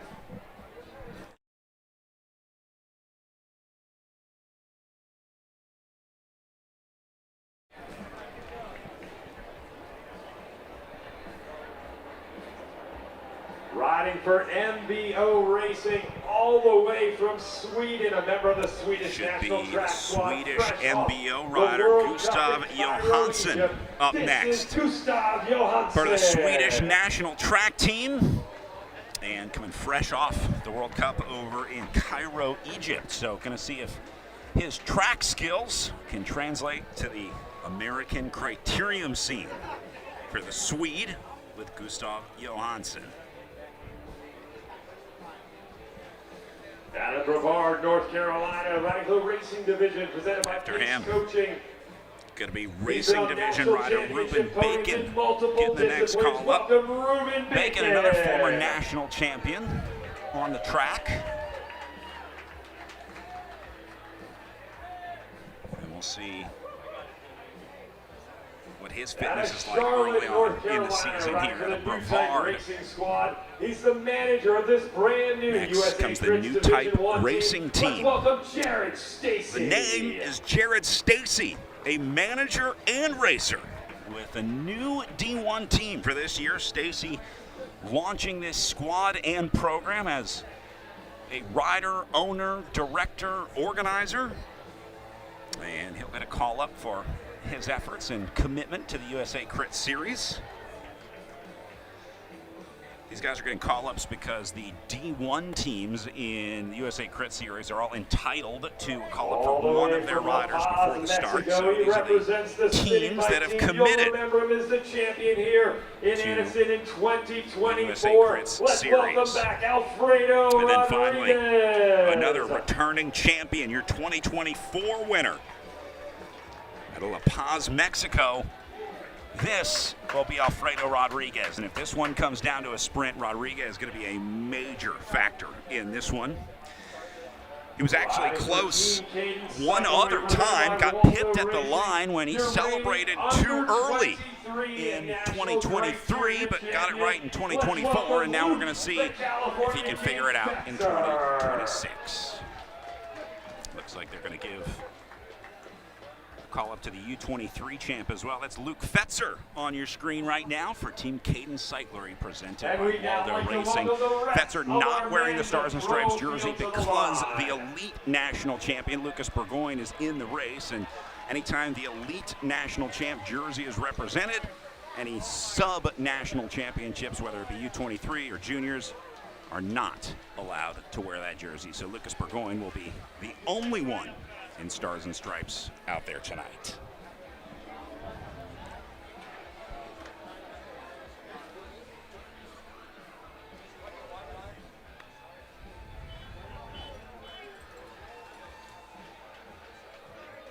Looks like they're going to give them final instructions. We'll see what the Chief Com decides to do here, whether they're going to shorten this race or not.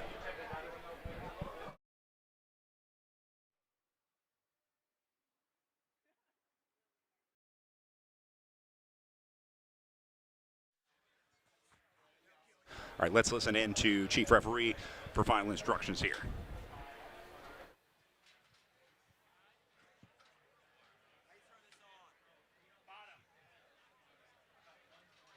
Here, let's take this one.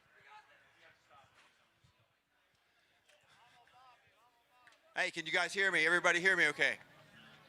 All right, little warning, turn 4, there's a little bit of water in turn 4, so check that out before you start hitting it too hard. Shouldn't be a problem, but I want to let you know. Second thing, free laps end at 8 to go. Free laps end at 8 to go. The pit is behind you on your left. Neutral support, they've got some wheels. Free laps are for mechanical breakage or mishaps, not drop chains or loose seat posts. Remember that. Have a safe ride. Excuse me? Free laps end at 8 to go.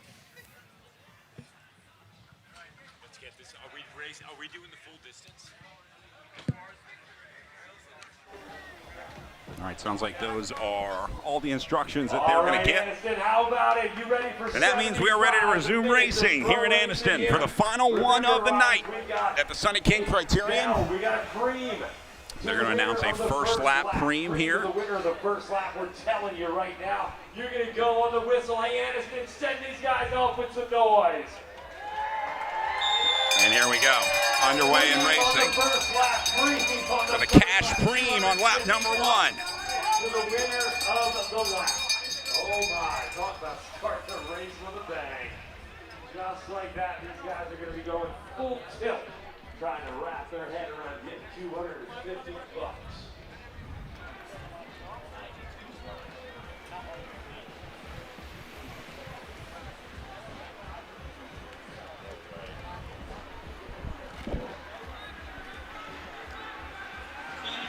All right, so we'll see who takes charge early on. Again, same story here. You're going to only have a couple dominant teams in this field, and pretty much everybody going to be watching those teams early on here to try to figure out how they want to race it.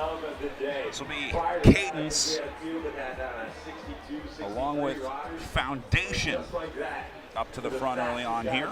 We've added another 30 or so riders to that, so this is going to be an absolute barn burner. Last year, Lucas Burgoyne winning on the streets of Anniston. He also ended up winning the entire They already got a little split going here. See who else wants to go with him. Looks like a couple more jerseys going to try to make their way up there. Overall last year. They bolstered the roster, so we're going to expect bigger things this year. Look at this. Team Cadence off to a I think just one more going to have a shot at trying to get across. Like that in the pocket.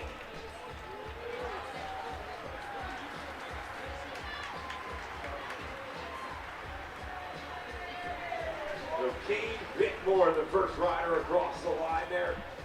Kane Bickmore picking up. Bickmore going to drive away here, pick up some cash, and more importantly, get a little gap opening up here.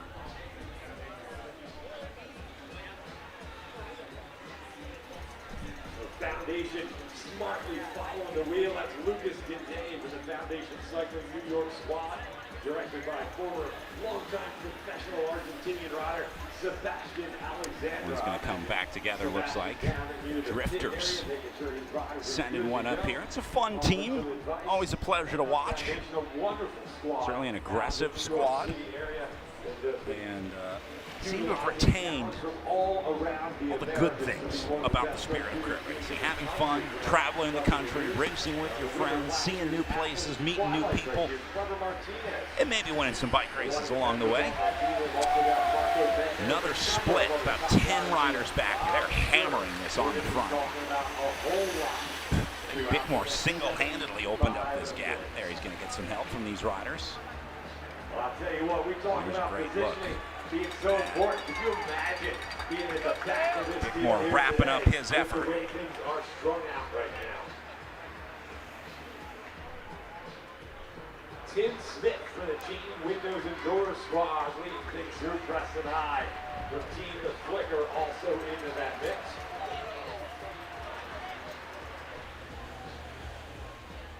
Look at this.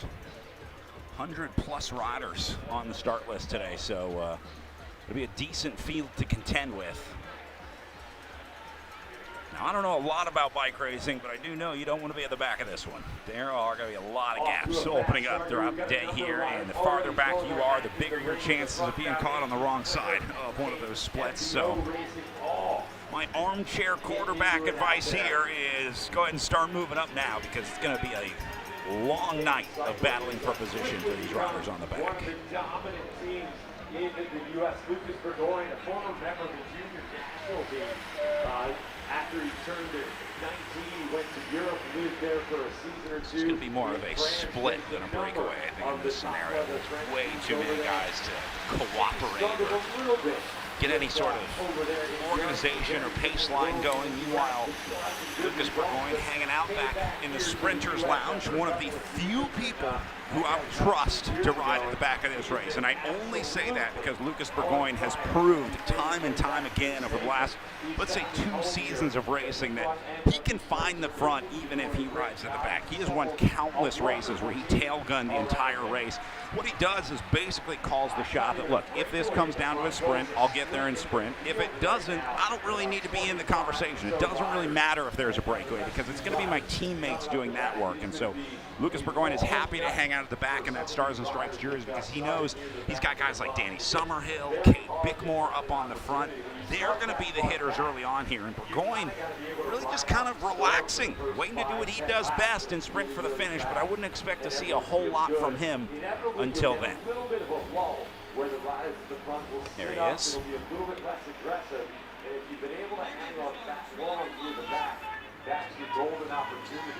Really speaks to his natural talent as a bike racer to be able to get out of those situations, to be able to ride like that. There are 2 types of riders at the back of the bike race. There's riders that are there because they want to be, and there's riders that are there because they have to be. Those are the riders getting dropped and struggling. Lucas Burgoyne is there because he wants to be. Lucas Burgoyne is there because he's comfortable there. He likes the draft. He doesn't want to put any pressure on himself to ride in front. So oftentimes last season we would see him at the back, not just sitting on, but handing out high fives to the crowd, waving to the cameras, adding a little bit of showmanship at the back of the field.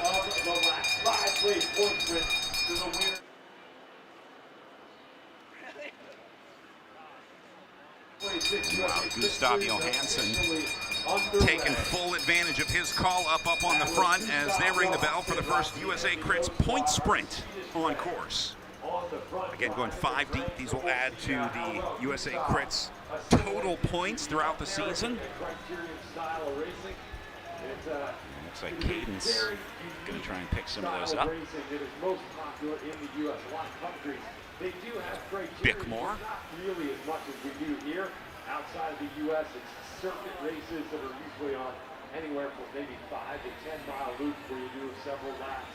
Or they have this Bickmore, super experienced bike racer as well, has a great racing IQ to kind of predict how the race is going to go. You see him looking over his shoulder, like at this point he knows somebody's going to try and come over the top of him.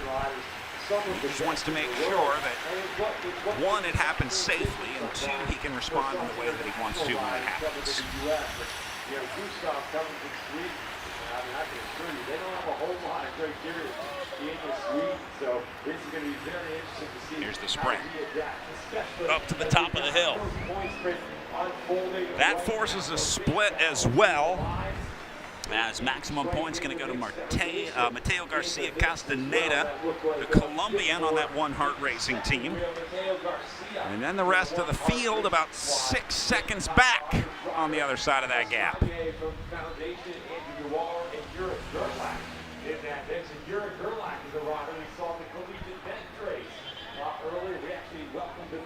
Drifters back up to the front.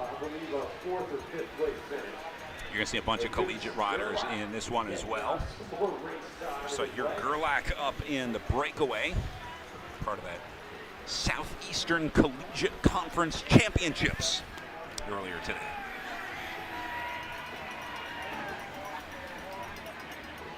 You can see this group is just way too big to get organized. They're spreading out all over the road.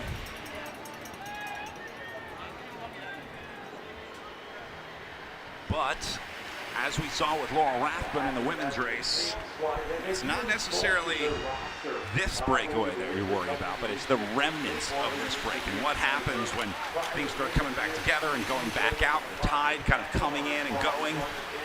And if you can time that tide right, you can surf a wave out of the move like this one right here. He saw the writing on the wall, realized what was happening, and says, all right, well, it's not going to be a 15-rider break, but maybe we can turn it into a 5 or 6-rider break.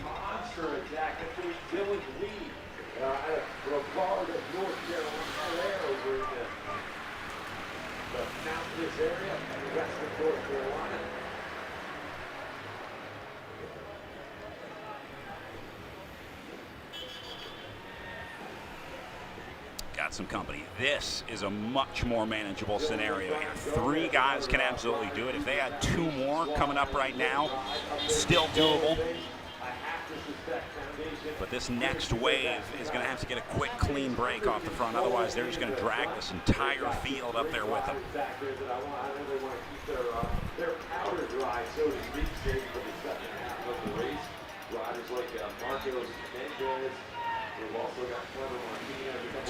Locked in up on the front. That's Cheney jersey back here in the light blue.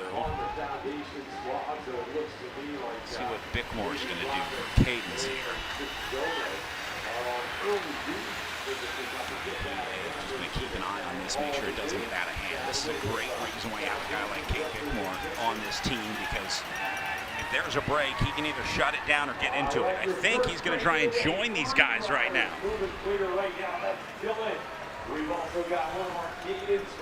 Field's going to go with him.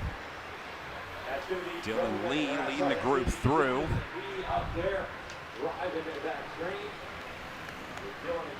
And Bickmore got onto the back. Pretty well right now, I believe Brian Gomez also up there in that mix. So yeah, Brian Gomez, Foundation, Kate Bickmore from the team. So those are your 3 riders. See Brian Gomez in the red Foundation jersey up there. He was part of that initial move. Great sprinter in this field. If he gets a look at the line, he's going to have a real shot at winning this race tonight, but he knows he's got to be in it first.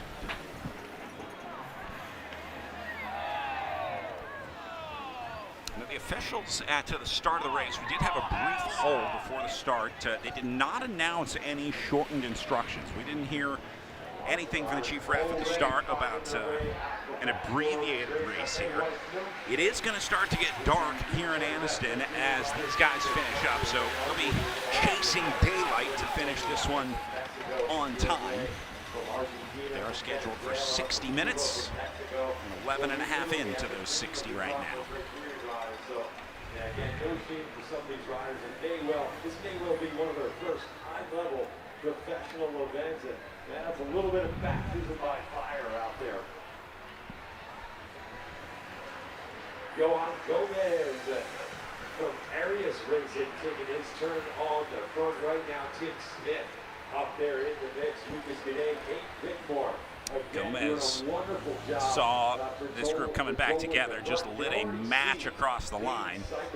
Hasn't been able to get a huge gap here, but the accordion was coming back together, and he wanted to change that. So that's Johan Gomez right there, the Arias Racing rider, and that's the split. That rider has been tasked with riding the front very early, covering a lot of these moves. He's a new rider to the team, and every time a rider switches teams, even if they're an experienced rider with a great resume, a lot of good results, there's still a little bit of a learning curve into figuring out how certain team dynamics work. And Lucas Burgoyne, a very, very smart tactician. If you've ever listened to some of his looks like Marcos Mendez in the group as well, in the red jersey. We're number 58 for the Foundation cycling team. And I would implore any young up-and-coming Criterium rider to listen into some of their information, because that knowledge, those years and years of knowledge. Back around the final turn. This group's they got a shot at this. Relatively organized, I would say. We'll take full inventory as they come through. There'll be 11 riders in the front group, then comes 12, 13, and 14. Behind them being led by Justin McQuarrie in that small group of 3 trying to catch on. And then one more rider just left the field to try to join them. And that's Andrew Dewar of the Cliff Family Drifters team. So we'll see if Dewar gets up there. And he's going to be the last guy to try to go across. So Whitmore, Gomez, Tim Smith, Marcos Mendez, Kane Whitehill, Preston I, Lucas Gade, Lionel Rodriguez, Carlo Roche.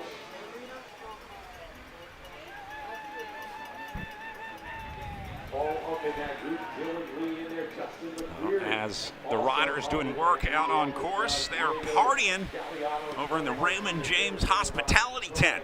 You can see in the shadow of the Team Cadence bus in the background. Those are the best seats in the house in Anniston, Alabama tonight.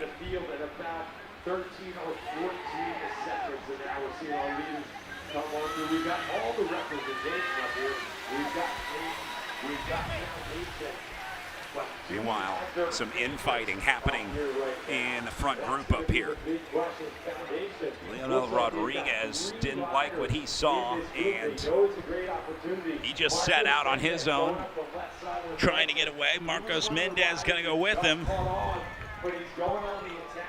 And then poor Dylan Geary still stuck in the gap. Potentially too big. Inevitably, when you've got 13 riders, there's going to be at least 2, 3, maybe 4 riders. This front group has to split. There's no way these 13 guys will stay cooperative in this scenario, so it's only a matter of time before the stitching comes out of this one. There's Geary. He's in a tough spot. At some point, you got to pull the plug and say, look, I'm not making it across. If you don't start making up 3, 4, 5 seconds per section of the course, you're not going to make it into the breakaway. So at some point, Geary going to have to assess the situation here and decide if he wants to stay on it. He's got guys like Cade Bickmore up in the front of this group, and they are swapping poles. When they turn it over, they do some work. Meanwhile, looks like someone in the pit here. To get a reinsert, they're going to put him back into the field. Shouldn't go back into the breakaway here. guys are hammering it in the breakaway. As they come by the start-finish line, I can see the speed. Significantly different than the speed of this field. They are starting to give up the chase here. This gap just grew another 10 seconds up the road. Doors and windows squad doing a great job. So Gomez from Arias Racing, Preston I, Kate Bickmore, Dylan Lee, Kate Whitehall. Lucas Cadet, Bubba Martinez, Marcos Mendez, all from the Foundation squad. 20 seconds the gap.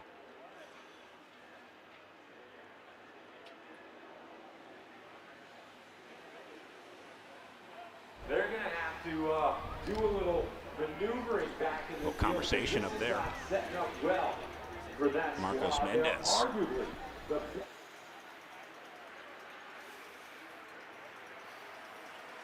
on the back foot right now.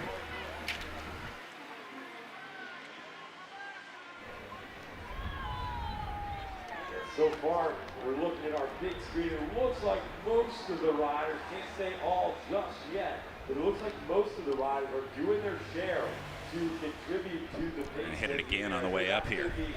A big Definitely accelerating on the uphill, up to the line. Pretty much everybody in there responding.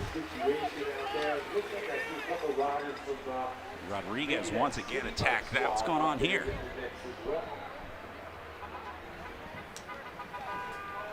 Must have been mechanical for Tim Smith. Or Smith was in that front group. We'll see if we can figure out what happened to Smith up there. Cheney windows and doors, big shark rider. Suddenly out of the move. So then there were 12. As Tim Smith has some bad luck. And he goes the wrong way across this gap that the officials are reporting at 22 seconds right now. That group is so big up there. And Foundation with 3 riders.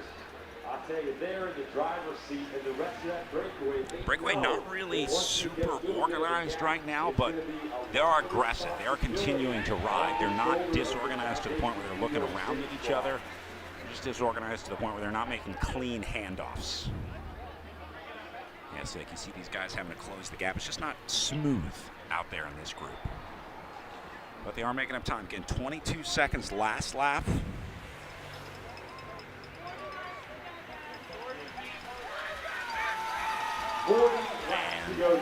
And report laps to go at 19 minutes in. They just gave them 40 laps to go on the counter.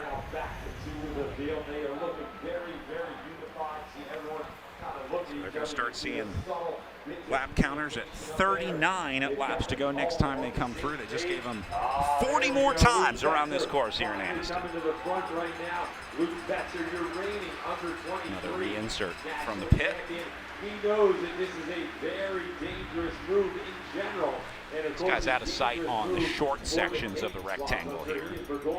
I think they'll still be in sight on the longer section. They're on the backside right now as Marcos Mendez drives this.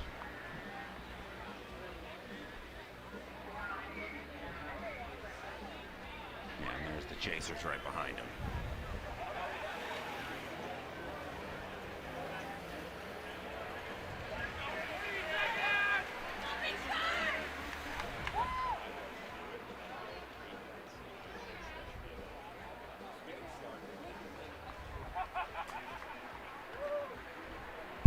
Meanwhile, saw Luke Fetzer up at the front of the main field. Here comes our breakaway once again. Trying to chase the 12 in front of him. Hey, Anniston, make some noise. This is your pro men's breakaway. We've got 13 riders. We've got many of the race favorites in there. Clever Martinez sitting about 3 from the back. He was the champion last year in Athens, Georgia, the 45th running of the Athens Orthopedic Clinic Twilight. And I'm sure he's heading back to try and defend that title. But look at this. Luke Fetzer drawing out a few more Foundation riders. And they know this trick. They're not going to let him go anywhere near that breakaway without a few little folks Looks like Tim Smith got a free lap. I think they put him back into the breakaway. Yeah, that's him at the back. So now we'll go back to 13 riders in the breakaway as Tim Smith has just been added to join Leonel Rodriguez wearing number 95, Diego Galenio wearing number 28, Marcos Mendez wearing number 58, Lucas Gade wearing number 27 for the Foundation cycling team, the second Foundation rider that we've talked about. They also have Clever Martinez wearing number 54. So 3 Foundation riders up there, and Martinez, Mendez, and Gade. Then we go to Dylan Lee from the Gravity Collective team. Justin McQuarrie made it up in there. We talked a lot about Cade Bickmore wearing number 7 for Team Cadence Cyclery, the only Cadence rider in this move. Preston I has also made it for Team Flickr, along with Johan Gomez from Arias Racing, Caden Whitehill wearing number 86, and Carlo Roach wearing number 70, and then we'll also add number 79, Tim Smith, back in to make it 13 off the front. Interesting note that Luke Fetzer has been chasing up on the front of the field, so I think Fetzer and the Cadence team a little unhappy with this setup. This is the Foundation team's race to lose right now. They got 3 guys in this breakaway. 2 of them are great sprinters that I know of, and they're going to have multiple cards to play in this scenario. We watched all 3 of these guys win races here in America, with Jordan Parra back in the field, but they're going to turn this over to, I guess, either Martinez or Mendez.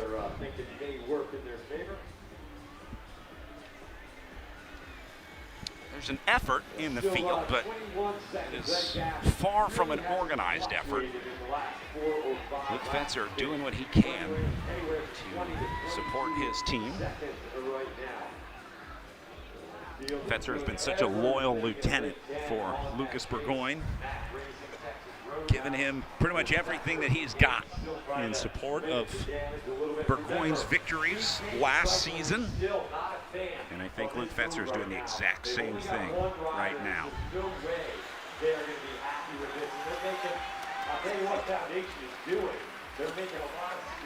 Fetzer recently making headlines for a really scary run-in with a vehicle, or more importantly, a vehicle driver out in California, harassing him as he was out riding, turned into a pretty major news story and ended in some police action. So, good reminder to be safe out there. Luke did a great job staying as cool as he could under some really scary conditions. With one of his teammates, that's Danny Summerhill.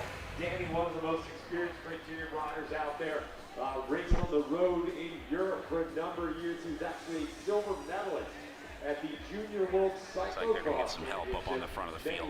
Fetzer obviously couldn't do that all by himself. Years ago, at this point, that Danny picked up that silver medal.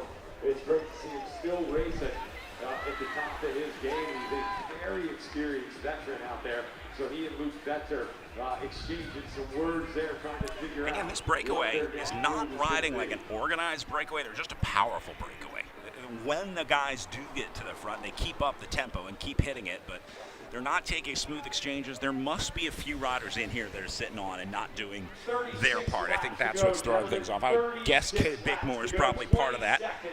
The advantage, 20 seconds for the current advantage. I'll tell you what, there's some officials are calling this 20 seconds on the line. I think it's probably a little more than that. I'd love to see it. You've got to start somewhere with making some of these breakaways and some major events. And there's a lot of new faces up there at the front there that I kind of love to see. You know, Kate Whitehall up there riding for the Lindenwood University. We've got Lionel Rodriguez, Preston I mean, he's been riding pretty well the last couple of years, but this is a great ride for Preston. Dylan Lee in that mix along with everything's starting to calm down back in the field. That's going to be closer to 40 seconds, I think, for these guys back in the group. It's that lead group, again, not organized but powerful, continuing to put time into it. 38 seconds, so that gap is absolutely blown up. They gained 17 seconds in one lap. So this is really looks like Foundation going to take over on the front and get organized here. This is what the breakaway needs. This is what they were waiting for. Someone to kind of step up and get this group in line. Someone to be in charge, someone to lead the way, and looks like Foundation happy to do that with their numbers. Again, they got 3, so the onus is on them to win out of this breakaway. This is about as good of a setup as they're going to get. So they have plenty of motivation to keep this move rolling. Lucas, yet another of our Foundation New York riders. And rolling they are. His task now is to absolutely leave it all out there and drive the train. They've got Marcos Mendez, they've got Clever Martinez. These guys testing their criterium legs tonight. Most of these riders will continue for another day of racing tomorrow down here in Anniston, where a race at the Choccolocco Road Race just outside of Anniston. Got a great course set up for them. Going to be a little different than the criterium that they're in today, but going to be a fun weekend with a crit and road race down here in Anniston. Makes it a little more reasonable to make the trip down here if you're getting 2 days of racing in. So looking forward to seeing the road race tomorrow for the Choccolocco Road Race.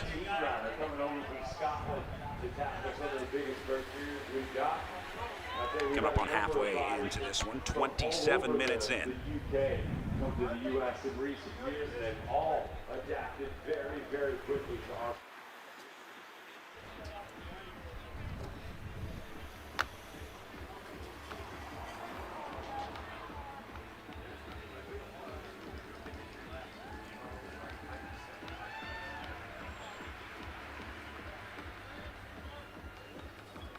There's an elbow flick. We'll see if anyone answers.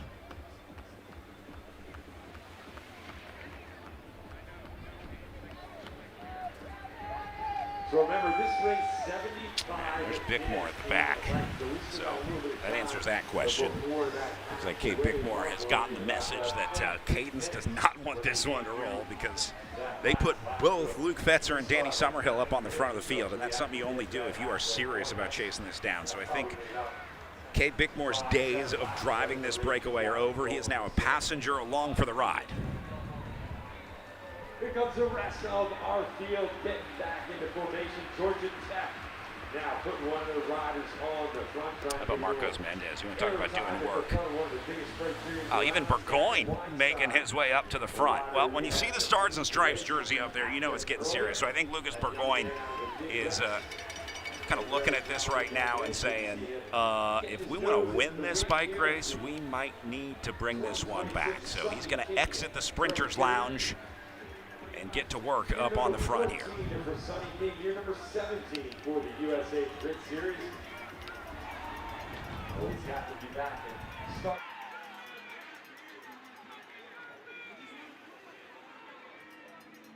Oh, hey. Kate Bickmore of that Cadence squad. We talk a lot about Cadence and Foundation. Mendez off the front. Both of the two best teams.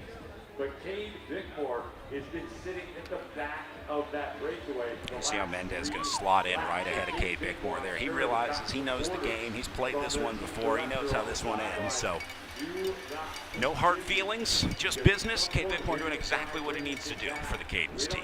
Contributing to the pace at the front while we're 30 seconds behind, trying to reel you in. So Kate Bickmore now sitting on this group. So we're going to see if Foundation starts to take note of that and maybe take a little bit of a Clever Martinez taking a pole on the front. Short poles.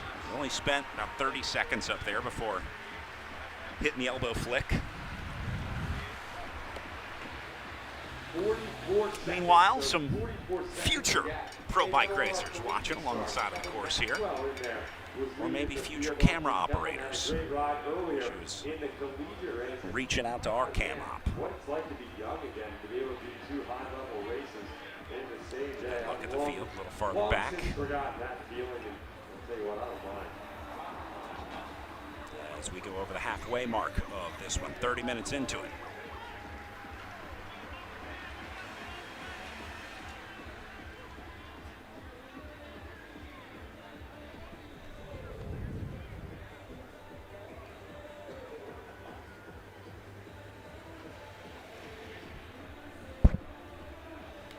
Guys still figuring out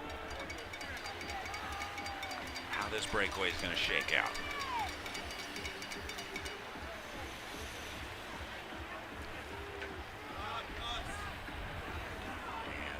chaotic out there, for sure, to say the least. It's going to take a major effort out of this group, but the big question is going to be who's got the guts to do it, right? Who's got the legs, who's got the gusto to make that gamble. Maybe not. Maybe it stays together and 13 guys go to the line. They're smiling, cracking jokes out there.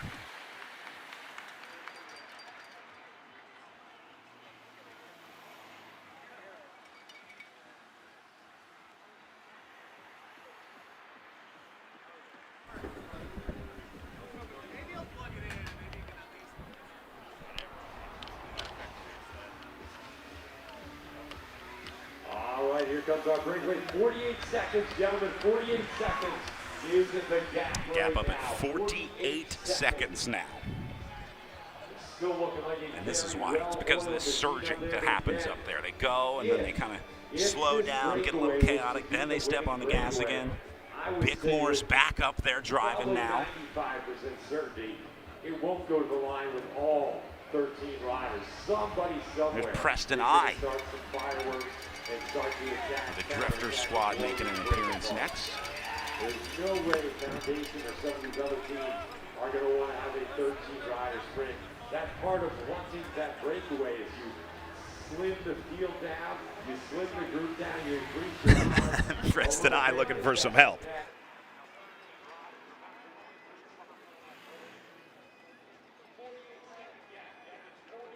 Second gap to the leaders, 48-second gap.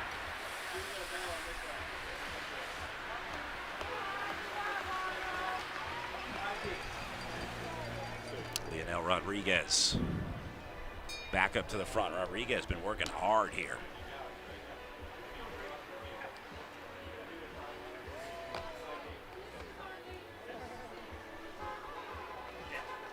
And then it goes back to a disorganized section. Your halfway point sprint is right now. They're wearing the mid-race points bell now as they come across the line. That'll be for the front group. All of those points are going to go to our lead group of 13. So this will be their mid-race sprint for the USACRITS series.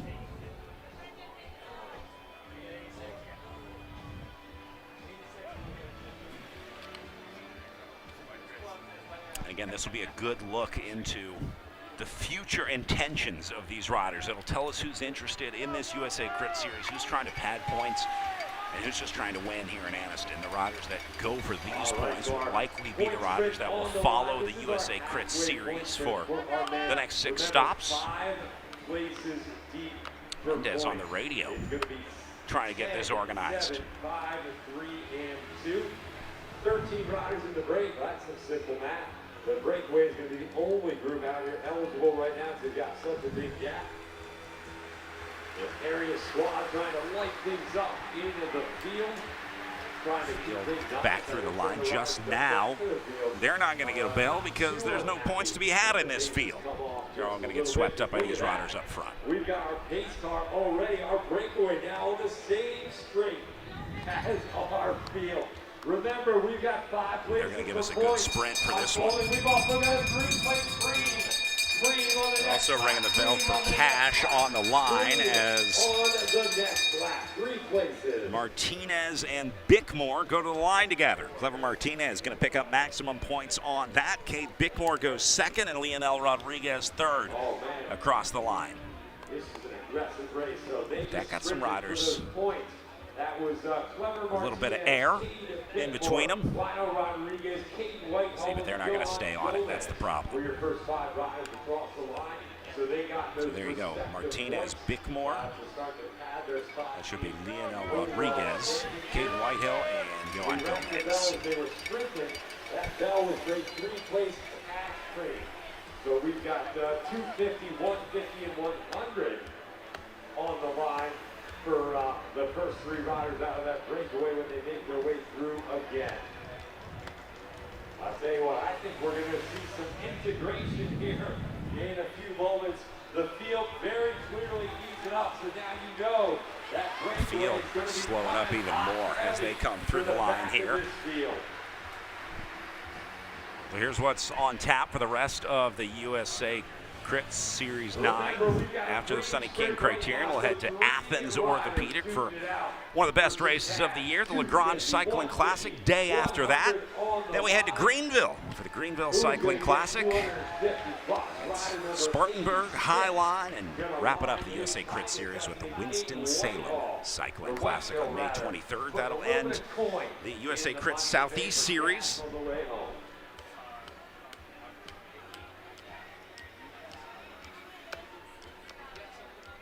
Rider rolling for the South Chicago Wheeling. Meanwhile, I'm watching this front group.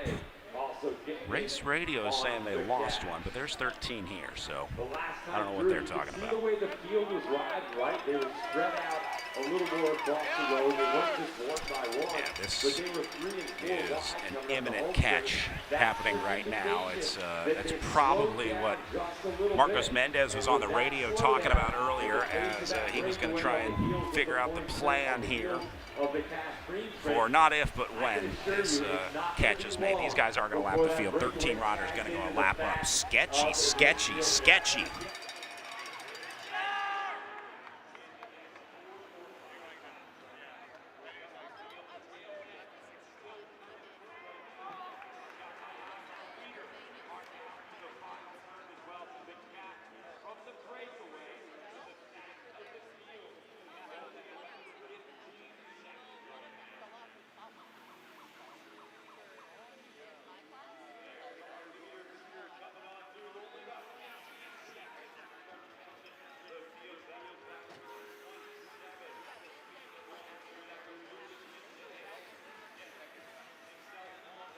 So Foundation, you can see they are dead set. They want the breakaway to catch. They know they've got Marcos Mendez in that front group. They know they've got Clever Martinez. They're going to get a little more support from the rest of the squad. Getting ready to finish this one up. This thing in. Kate Bickmore realizes he doesn't need to do any work here. He's going to slow things up a little bit. Again, once it's clear that you're going to make the catch, there's no real need to force the issue. There's 12 other guys that are happy to do it for you. Somehow they missed the invitation to the party and they're sitting home. Martinez is going to grab some gel. Only and board on a Saturday night with no date. Now Foundation really slowing things down on the front of the group. Again, this is just continuing to work in the favor of the breakaway. Trying to get our eyes on. We know that catch is coming. It's just going to be a matter of when, as we I don't think there's any urgency left in this group now that this catch is imminent. See Dylan Lee nice and relaxed on the front. Foundation wants to do this sooner rather than later. Oh, this is going to throw a huge monkey wrench in the rest of this race for a lot of these riders up here. In Foundation New York, they overhauled their program over the winter. Sebastian Alexander, despite all the success they had in 2025, well, Sebastian knew that there was opportunity for even greater success. And he went back home to Argentina over the winter, poured through the race results. This guy's straight up chilling back in the back of the field, and I would say the breakaway as well. So now just kind of a waiting game. This will be like 10 minutes of just waiting for this to happen. Again, in my mind, it's not an if but a when. Especially seeing these guys coasting at the back. Gap was 12 seconds at one point. I think that's gone up. This looks like a little more than 12.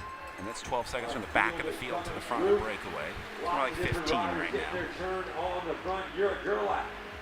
Making his presence known once again. Seems like every time the breakaway needs to lift tempo, Marco Mendez is the guy to do it. Being able to turn that thing around and recover pretty quickly. They raced from 3 to 4, so he had about 2 odd hours to recover, get some hydration, get some carbs in, and get himself back onto the start line. A little bit of chaos at the back there. Guys having to struggle to get back on, close the gap. Oh, there's some shenanigans going on. It's not the time to get dropped out of this group. Start to open up some Oh my goodness. Two guys got a major problem on their hands here. You want to talk about a big oops. They're getting close. I bet Foundation's move might be to start to attack the breakaway, try and ditch some of those riders, catch the field, and then the rest of the Foundation squad lights it up. Leave some of the rest back of to the back of the field. He's waiting for this one. It's like Tim Smith. Maybe going to try and put the final nail in the coffin here. Turn it over to Preston I. You're going to see Caden Whitehill just behind him in the yellow jersey for South Chicago Wheelman. Look at this, we got one rider now making his bid for glory there. That's going to be rider number 66. That is Luke Ferris.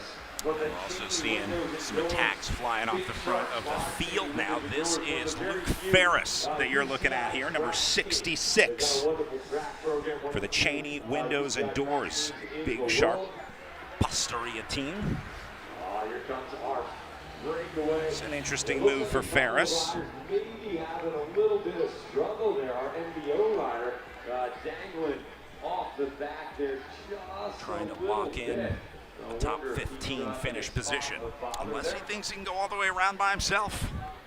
It could happen.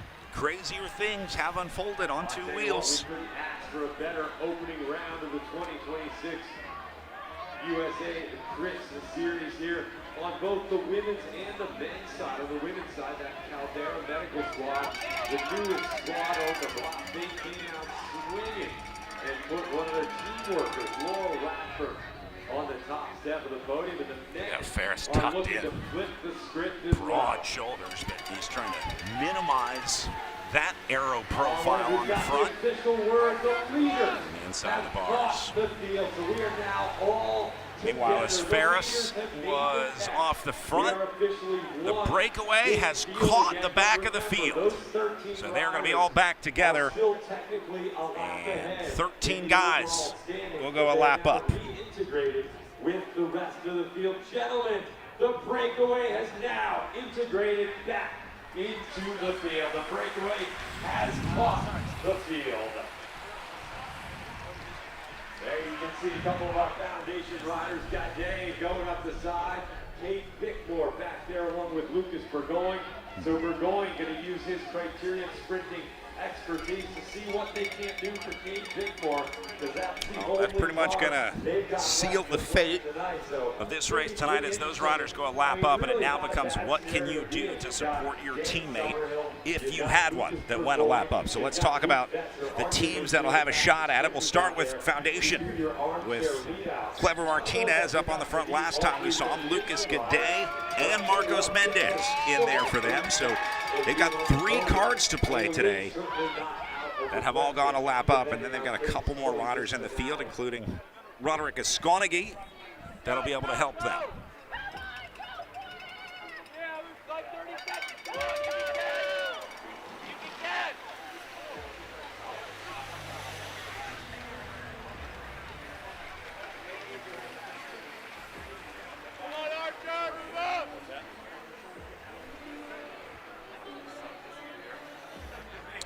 Looks like another split going here off the front.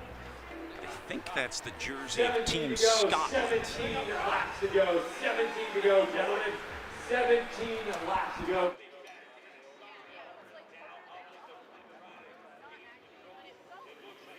Nation riders are looking to blow this thing right back open again. 17 to go, gentlemen. Front back open. Just as things came back together. A new group going to try and roll away.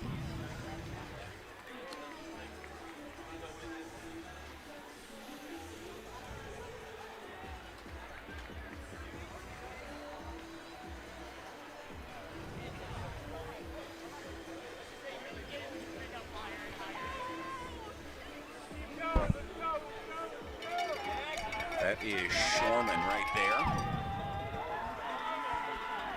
The Scot.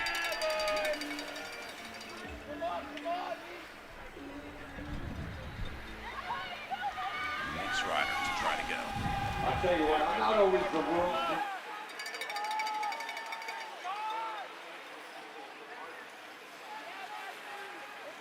That Lionel Rodriguez, he's saying Lionel Rodriguez is one of the 13 riders in the break. That's his prediction for the finish right now. So a little bit of a lull in the action here as these guys try and figure out how they're going to sort it. One of my great teammates way back in 2006. But again, I don't really see the reason to go off the front here if guys have already gone a lap up. There's only about 15 minutes of racing left. You're not going to go a lap up at this point, so I guess you can lock in 14th place, or these guys have some sort of team motive that they're looking at because they see jerseys like Cadence in Foundation up there. Roderick Esconagui in the red jersey for Foundation.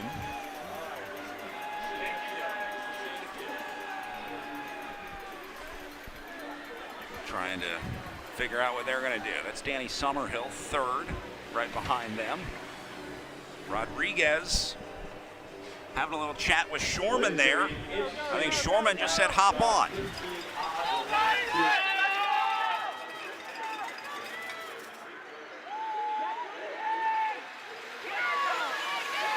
far, every race is unfolded in great fashion, all the way down to the wire here. 13 riders in our pro men's race have now gained the lap, and look at this. Oh wow, we've got a little more separation here going off the front. Riders looking around. Foundation again trying to get off the front. I believe Danny Summerhill in that mix. We've got another one of the Cadence riders into that mix as well. Not sure who that rider was. Mason Brock. It was Mason Brock who was up into that mix. It's an interesting move. Still trying to dissect You can see how I confuse that, right? what good this does for anyone. There seems interesting tactics by those riders now. I mean, does Shorman think he's going to lap this field again with this group?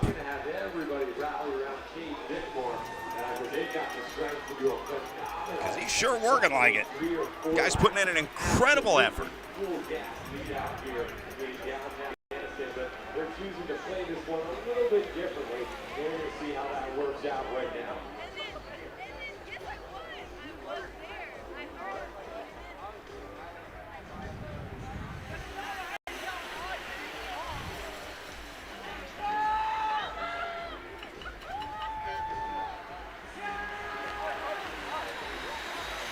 I don't think there's enough riders contributing on that group. A lot of conversation, trying to get organized, said hop on, help out. So in theory, this is kind of the chasing group, right? 13 riders I just don't think these guys got the horsepower. Shorman has been doing like 90% of the work in this move. That's the big guy up on the front here in blue and white with the white helmet. Out of Scotland. That rider from Foundation, that's Roderick up there. So my man Roderick, he was in that original breakaway. So Roderick Esconagui is now up the road a little bit, and he is a rider that's already lapped the field, and now he's getting another little bit of leash up there to see if he can get up the road yet again. So right now, I think the Foundation rider in the front. The only guy in this little split up front that was part of that initial move is going to be Roderick Esconagui wearing number 4. It's going to be him second to last spot right there, the red jersey, white helmet. So that'll be your leader on course right now.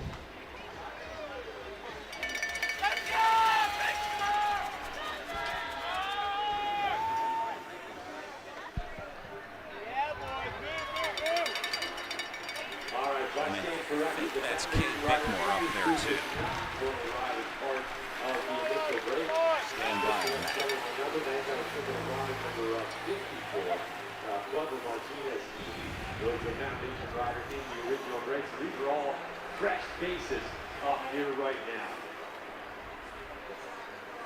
Those 6 riders. It's going to be not part of that initial 14, move. 15, 16, 17, 18, 19. So in theory, Yeah, that's not Bickmore. So there's no one in this breakaway that lapped the field early. And now 6 on the chase.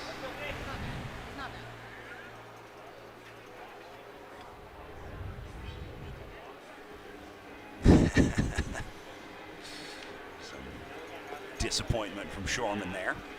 Not super happy with how that move went. Squandered the opportunity. At the end of the race, we'll be doing our podiums for both our pro women as well as our pro men. So don't go anywhere when this race finishes. So now this will be an opportunity for a counter move off the top of this. This is where you can make a winning move. If you were in that initial group that lapped the field, these guys are going to come back, and if you're smart, you can go right over the top of it. Rodriguez and Shorman still having a conversation at the back.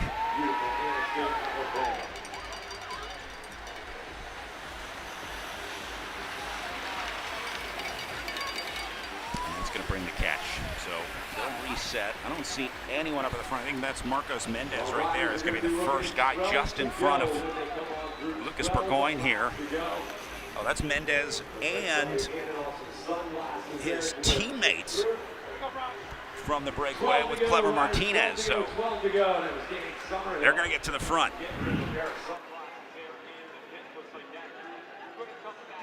To the fold here, so well, it looks like we're now going to be just back to our 13 original suspects there. What our riders saw that time through. Won't be too long before we're down into single digits, and from there, won't be too long until we're down to the business end of this fight. All right, so we'll go ahead and call that a reset. Everyone all back together. Again, golden opportunity right here for about a half lap. You have the opportunity to try to jump. Don't forget, we've still got one more Smiles and waves in the corner. Got some fans out there. And now Caden's starting to get organized. This is what you worry about here. Here comes Luke Fetzer up to the front. These guys are going to go all hands on deck to try to do what they do best and figure out how to win with Cade Bickmore here. But first, they got to control this race. So I'm going to look for the Caden cyclery team to start getting organized up on the front.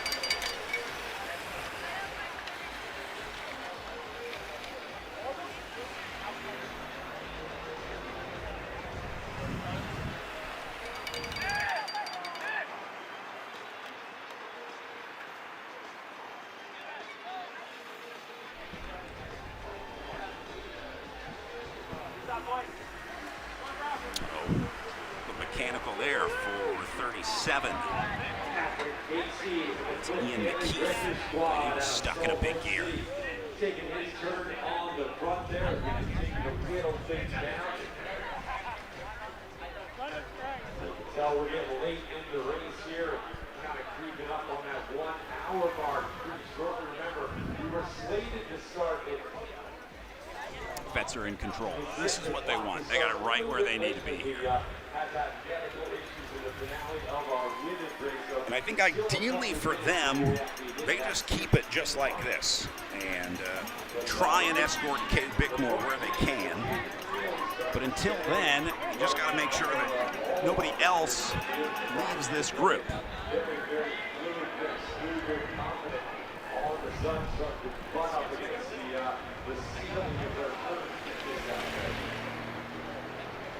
Going, looking all over the front. Also coming Cerna up. Cerna ready for him.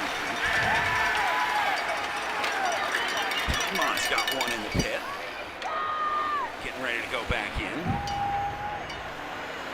3 laps until 8 laps to go today. Leader's going to see 10 laps to go on the counter when they come through. Again, that will be the lead lap here. Everyone going to finish on the same lap because that group went a lap up. Laps to go, 10 to go, 13 riders have lapped the field. We're completely reintegrated, and we are now all on 10 laps to go. So again, 12 riders have gone a lap up in this race. I'll start with Lucas Gade, followed by Carlo Roach, Clever Martinez, Preston I, Marcos Mendez, Leonel Rodriguez, Yohan Gomez, Dylan Lee, Cade Bickmore, Justin McQuarrie, Caden Whitehill, and Diego Galliano, all going a lap up today. I'm going to say best sprinters in this group, probably somewhere between Bickmore, Rodriguez, Mendez, and Martinez. Those would be my 4 picks. but we'll see. Fetzer back in control. Gonna swing wide, get ready to set up for the corner.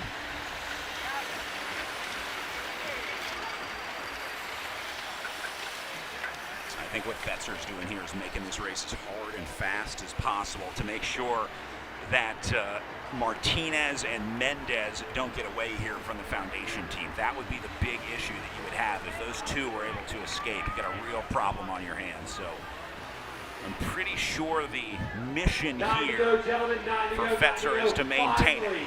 It's going to take us down to 9 laps to go on the counter as they come across the line. 9 laps to go. Oh man, you can start to smell the finish at this point. Riders that have been fighting tooth and nail to try and hang on to this pace. Once you get into the single digits, you start to realize, you know what? Jimenez up to the front for a little bit. Yeah, this is what Cadence was trying to avoid. Here comes Foundation to stack it on the front. That's the gift of an elite level bike racer. If you can start to kind of Cadence can't get control of this either. A little bit, you can work your way through a whole lot of pain and discomfort. Now the only advantage that Foundation has here is going to be their ability to launch 2 riders. Which one do you cover? That's the $1 million question. Danny Summerhill keeping a close eye on things. His glasses are gone as the sun's starting to set here. You can see there is pretty much no direct sunlight left. The sun has dipped below Coldwater Mountain off in the distance. So now for the last 9 laps, we got a twilight race on our hands. We'll go down to 8 laps to go as they come across the line. 8 to go, gentlemen, 8 to go, 8 to go, 8 laps to go, 8 to go.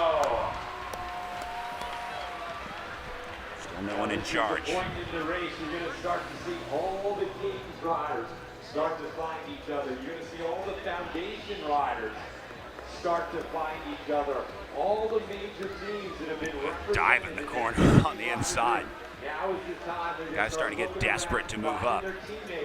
Because they're going to need all the help they can get. Fetzer's still working. City Bikes are the guys moving up on the right side. Those white jerseys trying to move up. I think they want to get Alfredo Rodriguez up there. And the Foundation in New York squad out there. They both have very well-oiled Criterium machines. They both have practiced. Looks like South Chicago Wheelman also getting into the conversation. Fast sprinters on these teams. It's going to be Brandon Feary up at the front. Wonderful finale. Once we get inside, probably and he is going to be trying to escort Caden Whitehill, who is in that original break. So Whitehill right behind him in the yellow jersey there. Not the SCAD jersey off to the side, but the South Chicago Wheelman jersey right in the middle. We'll see if Whitehill can pull out a result today. How much longer can Fetzer do this? The final lull in the storm here. Summerhill up there as well. 7 to go, 7 to go. Zipping up the jersey. I think he maybe adjusted the heart rate meter underneath. I'm not sure what he was doing. Very typical of these races here. I'm counting down to 7. Here we go. Now another match has been lit on the front. That's going to cause some gaps. Again, if one of those guys from that lead group is able to get away here, that's a real problem for everyone else. This might be Mendez second here.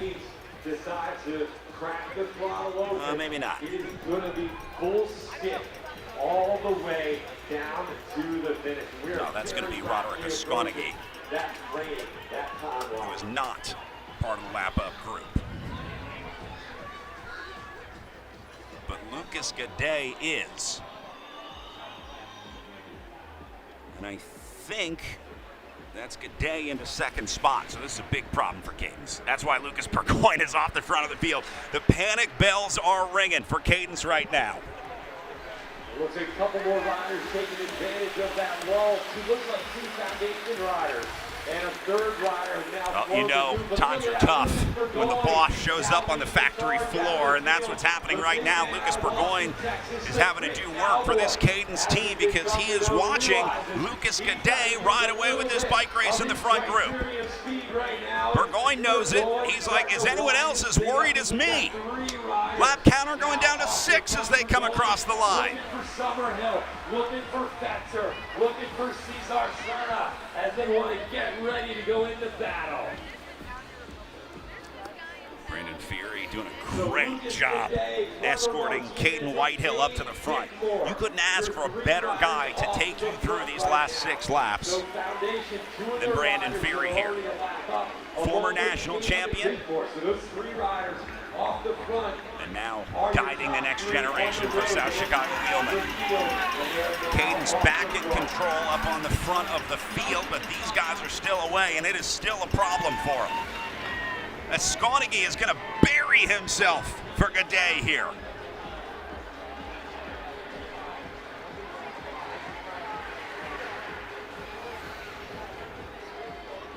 Meanwhile, I think that's Evan Marsh up there with them from the Scottish cycling team. Caden's all hands on deck up at the front.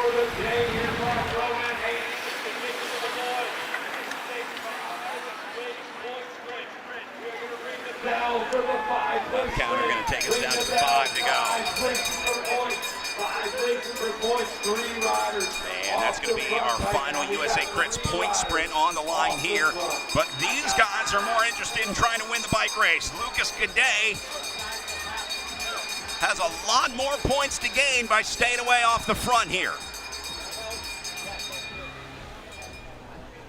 So Gaudet and Martinez, 2 riders off the front. Those 2 riders were part of the breakaway. So remember, for the point sprint, very important to remember this, 5 places for the point sprint. They can only go to the 13 I think that's going to be it. that have lapped the field. Gaudet Even though they've caught the field, going to have to take over on his own here. On the road. So the points will be decided amongst the 13 riders that have gained the lap. And look at the pain on the face of the last foundation rider. Meanwhile, full-on panic mode back in the field. Clever Martinez trying to block things here and keep it together.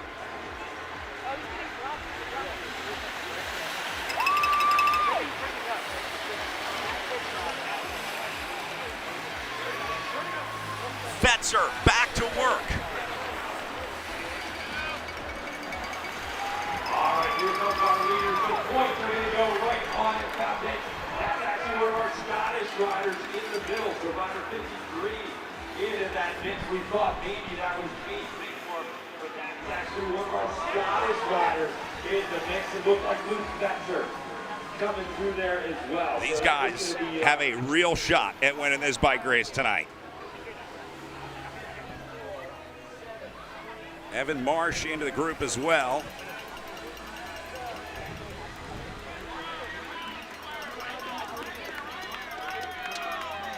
And it looks like they're coming up on some lap traffic here.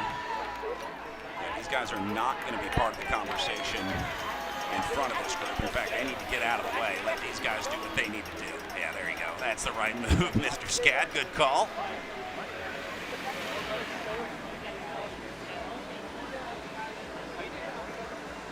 You know it's bad when the college kids have to teach etiquette in the breakaway.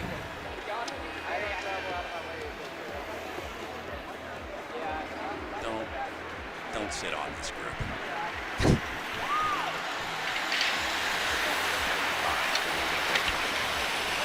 Lap counter going to take them down to 3 when they cross the line.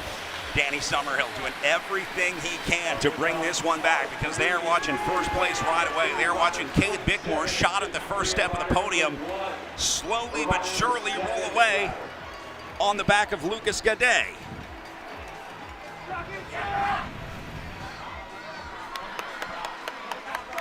Down to 3 to go on the counter. Here goes Summerhill, trying to get Cade Bickmore to where he needs to be.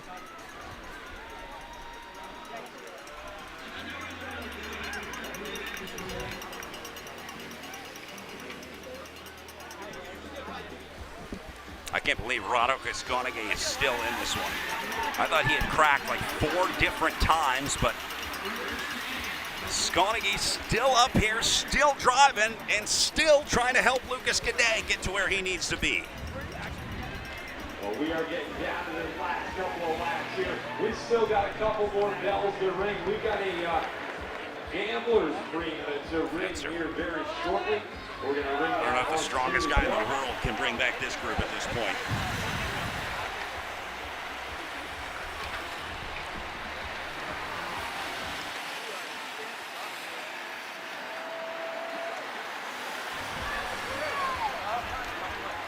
Here comes your break of 3. They're going to see 2 on the counter.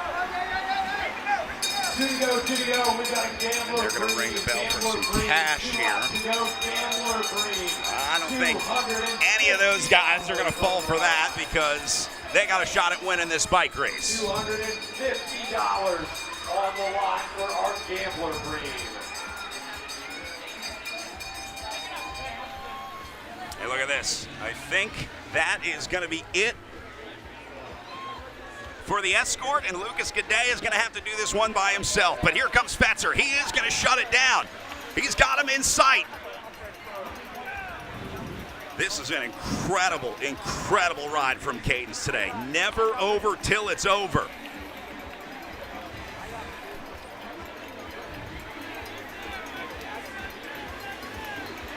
And that's it.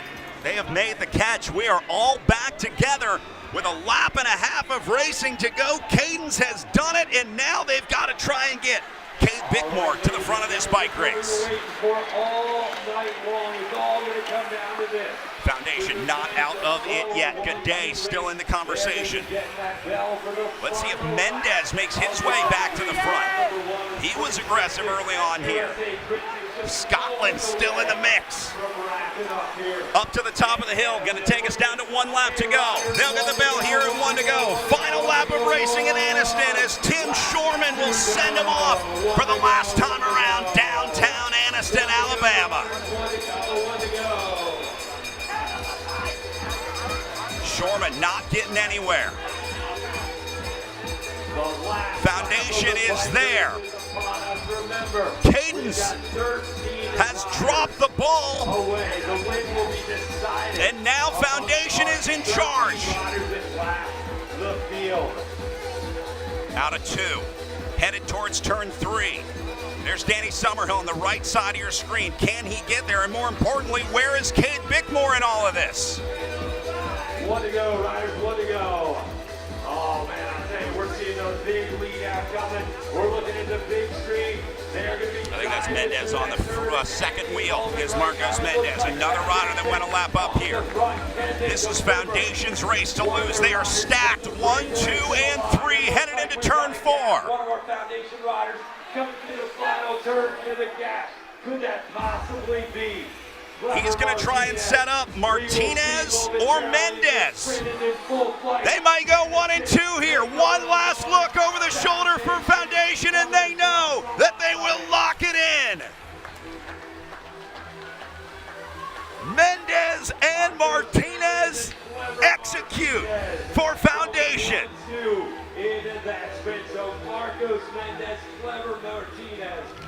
Absolutely putting the Foundation. A clinic for the Foundation guys tonight. 2 of them lap the field. They get them to where they need to be. And Mendez and Martinez go 1 and 2 with Preston I taking 3rd unofficially on the day.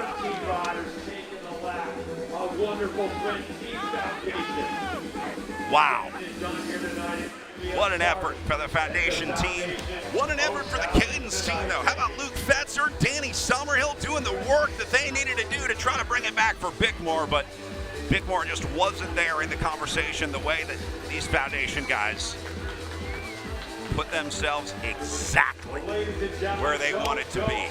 A privilege to watch a show like that tonight in Anniston. We're going to try to get a word with our race winner as well. Congratulations all around. Great result for Preston I tonight for the Drifters. but no celebration will be bigger than foundation out there tonight. Look at the smile on Clever Martinez.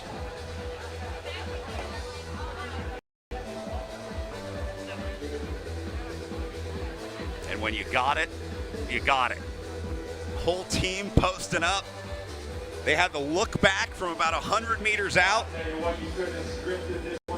Absolute domination for foundation, not only in the race, but in that sprint. Wonderful crowd out here. We're so happy that everyone made the trip out here to join us, but the party is hardly over just yet. We are going to get our backdrop down here in the road. We're going to move our podium presentation out into the road, and we're going to get that celebration to celebrate going. with the team as well. Another great sprinter in his own right, but foundation is going to have the opportunity to cross the line, hands in the air, all together, celebrating a true team effort out there tonight.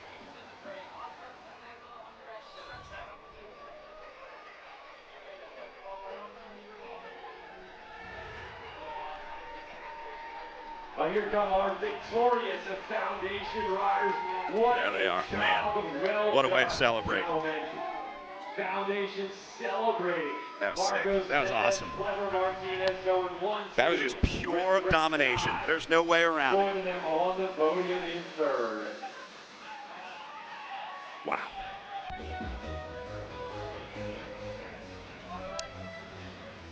Well, as those guys celebrate, we will get ready for podiums and talk about our top 10 on the day. We know Mendez, Martinez, and Preston I, 1, 2, and 3. Sounds like Lionel Rodriguez got up there as well into the sprint. Going to take 4th on the day. And then Lucas Gade, who is in that late last couple lap move for the foundation team, still pulls out a 5th place after absolutely burying himself. Kate Bickmore from that original group ends up 6th place. One of the 12 riders that went a lap up today, finishing ahead of Yohan Gomez, Carlo Roche, Caden Whitehill, and Dylan Lee in 10th place on the day. I think that first page says it all. 3 foundation riders inside the top 5.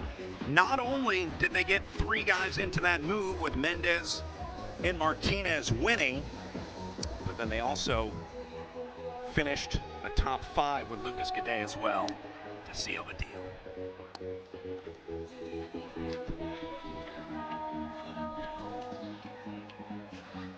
We're going to be looking for our top 3 pro women to join us again here momentarily. Laurel Rathman, Liza Ray, and Kendall Ryan.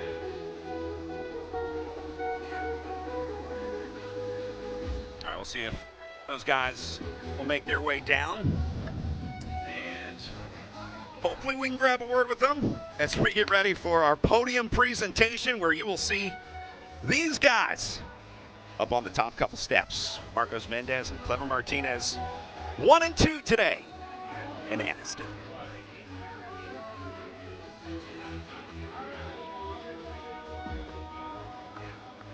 Coldwater Mountain off in the distance, the sun just setting here on downtown, and the party is just beginning here in Anniston.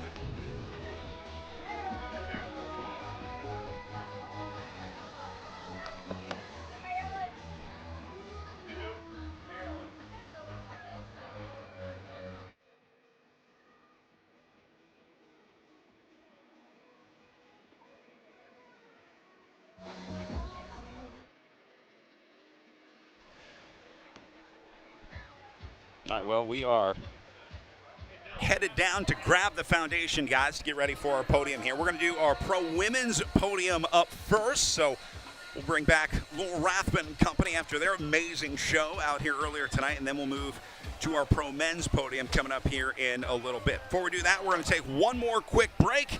We'll have your final podium presentations from Anniston when we come back. Every year Jack Crew innovates. Jack Crew has been so incredible for Project Echelon over these last years. As a team focused on aerodynamics and the speed of racing increases every year, not only do they take our feedback, they use and provide us real opportunities to test their products. That includes validating their top-of-the-line XPO fabric in the wind tunnel and real-time data using professional riders. XPO race suits is really at the cutting edge of anything in the market right now. Just class-leading aerodynamics, fit, comfort. I've just been really impressed with it so far.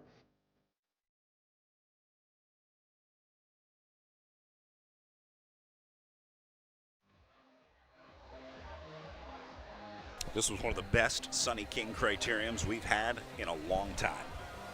Pro women's race was absolutely exceptional. Laurel Rathbun, the loyal lieutenant, gets a chance to win tonight after finding herself in a two-woman breakaway.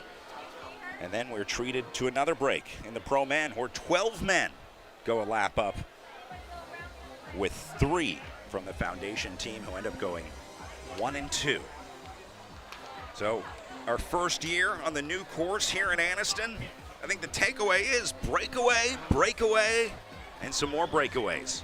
Both races won by not only breakaways, but groups that lapped the field in both the pro women's and pro men's races. So I'd say there's something to this new course here in Anniston. Been hearing great feedback about it. The riders really enjoy this. The pavement a little bit smoother, the elevation just a little bit more gentle than it was on the old course, and I think that gave the riders a little more confidence to try some new things, and that certainly made for some interesting racing to watch.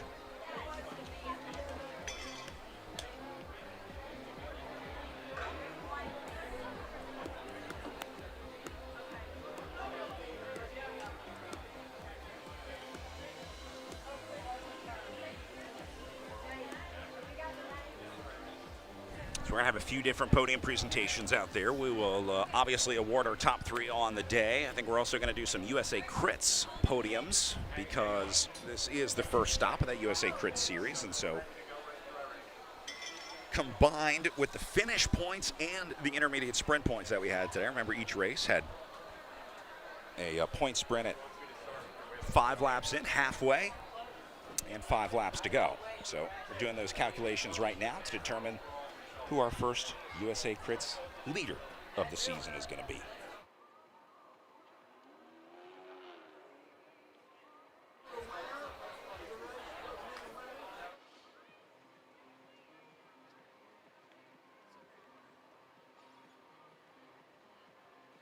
Podium on the day, and then right to the women's overall leader, and then we'll go to the men podium for the day, and then the overall leader. So that's good. Well, just locating our final riders for the podium right now. It's oftentimes the hardest part of the day. All right, sounds like we are ready to start those podium presentations. Right, let's go down to Bill Elliston. We are ready. Podium's underway here. We are going to start with our women's race podium here. In 3rd place, riding for the Caldera Medical Team, please welcome Kendall Ryan.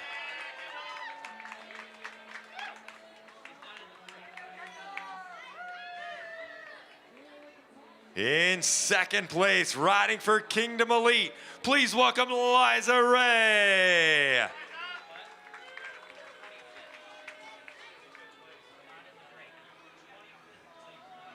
And riding for Caldera Medical, your champion, please welcome to the top step, this is Laurel Rathbun.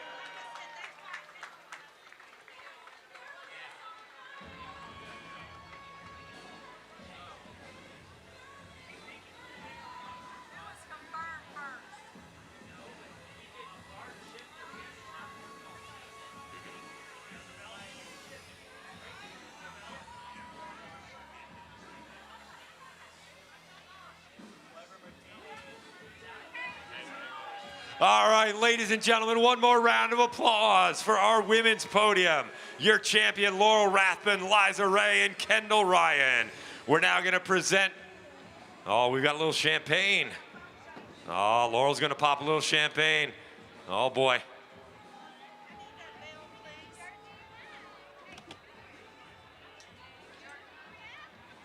Oh, come on, Laurel, you've done this a time or two. I know you have. There we go. There we go. Got to keep that crown on. Very important.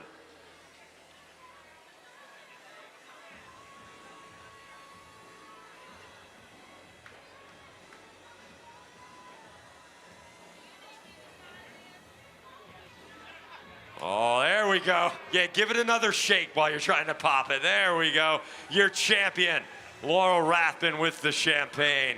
There we go. Making sure everybody gets a taste of it.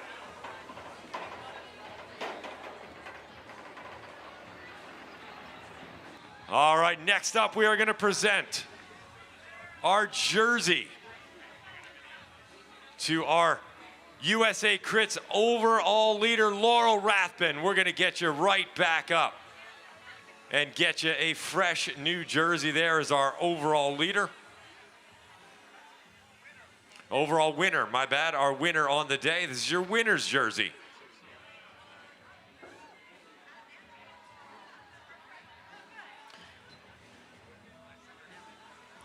Jack Rue, our official jersey sponsor of the 2026 USA CRITS Series.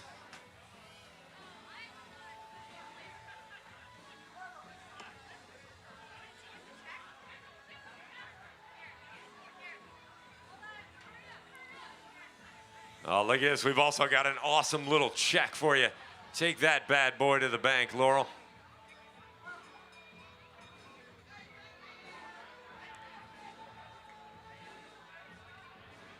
Thad Fisher, one of the members of our series, presenting the check. How about it one more time? Your champion here today, Laurel Rathbun. We've got one more jersey for you, Laurel. Now that you got the overall lead based on all the points from the in-race sprints as well as the finish, we'll get you your overall series leader jersey as well.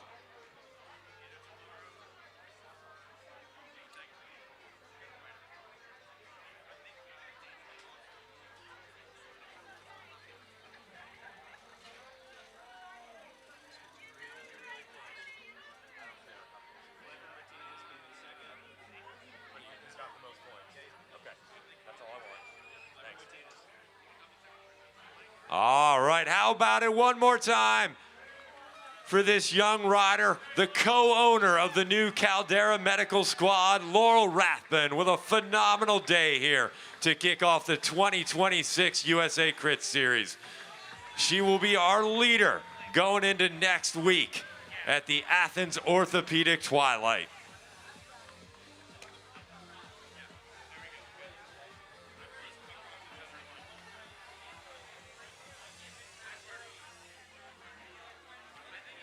All right, I believe we're going to go right into our men's podium coming up next. In third place, riding for Team Flicker, let's please welcome Preston I to the podium. Ah, the Cliff Drifters. All right, there we go.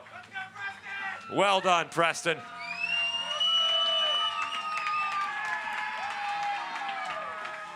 In second place, riding for Foundation Cycling New York City, Clever Martinez.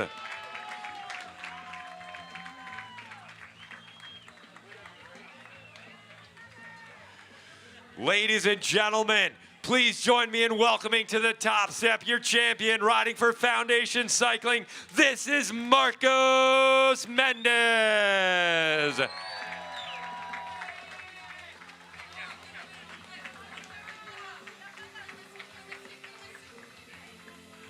Presented with the winner's flowers there. The crown from our man Oliver. You gotta wear the crown, Marcos. There you go. And of course the winner's check and the champagne from our race director.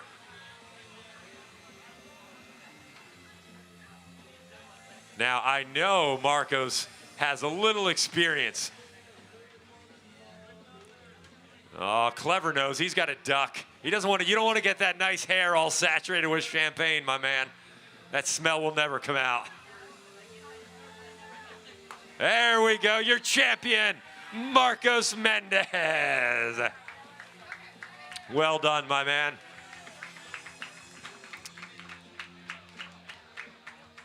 Ready, Thad? Thad, ready? All right, we are now going to present our winner's jersey, courtesy of our jersey sponsor, Jack Rue, to Mr. Mendez.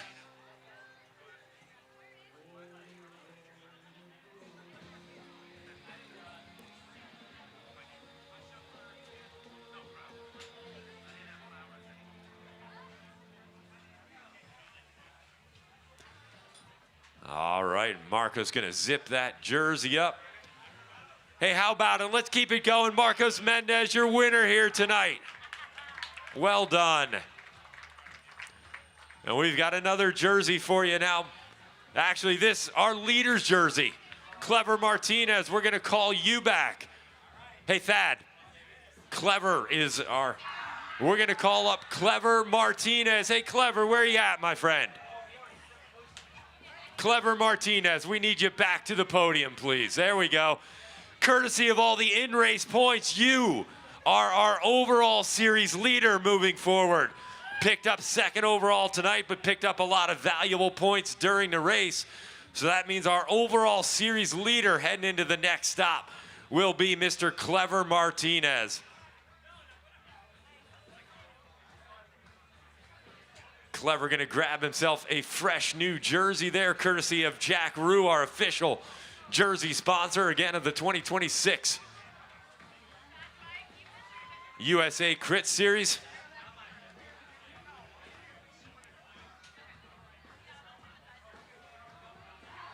Come on, Clever, you could do it, man.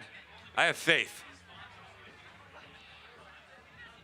Gotta fix the hair, very important, very important. Give the little hair flip there.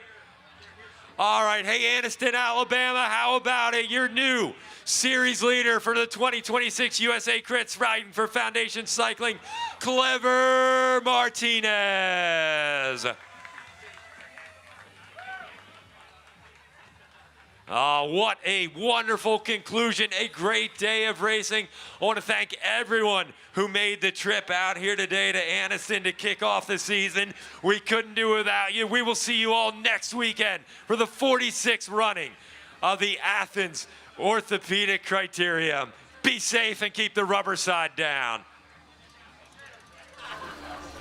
Well, I would say the new course here in Anniston served us well, and looking forward to many more years of awesome racing on this awesome course in this awesome city with these awesome people in Anniston, Alabama, one of our favorite races of the year. So an amazing day that was filled with not only amateur racing, but our Collegiate Southeastern Conference National Championships for both the women and the men. They put in an awesome show with some dominant performances from some dominant teams out there. Really aggressive racing in pretty much every race out there. And really the story of the day was breakaways. Every single race that we saw out there included a major break that had a major story to a major outcome in the race, and that included the two riders that lapped the field in the pro women's race, with Laurel Rathman eventually finding her way to the front, and then of course our 12 men that went a lap up, where eventually we saw Marcos Mendez, Clever Martinez seal the deal for the Foundation team. So wrapping up our 24th year here in Anniston, on behalf of everybody here on the broadcast, my name is Brad Soner. For our race director, Marilyn Cullinane, our director in the truck, Mark Zalewski, my name is Brad Soner, saying thanks for being here, and we'll see you next year in Anniston, Alabama for the Sunny King Criterium.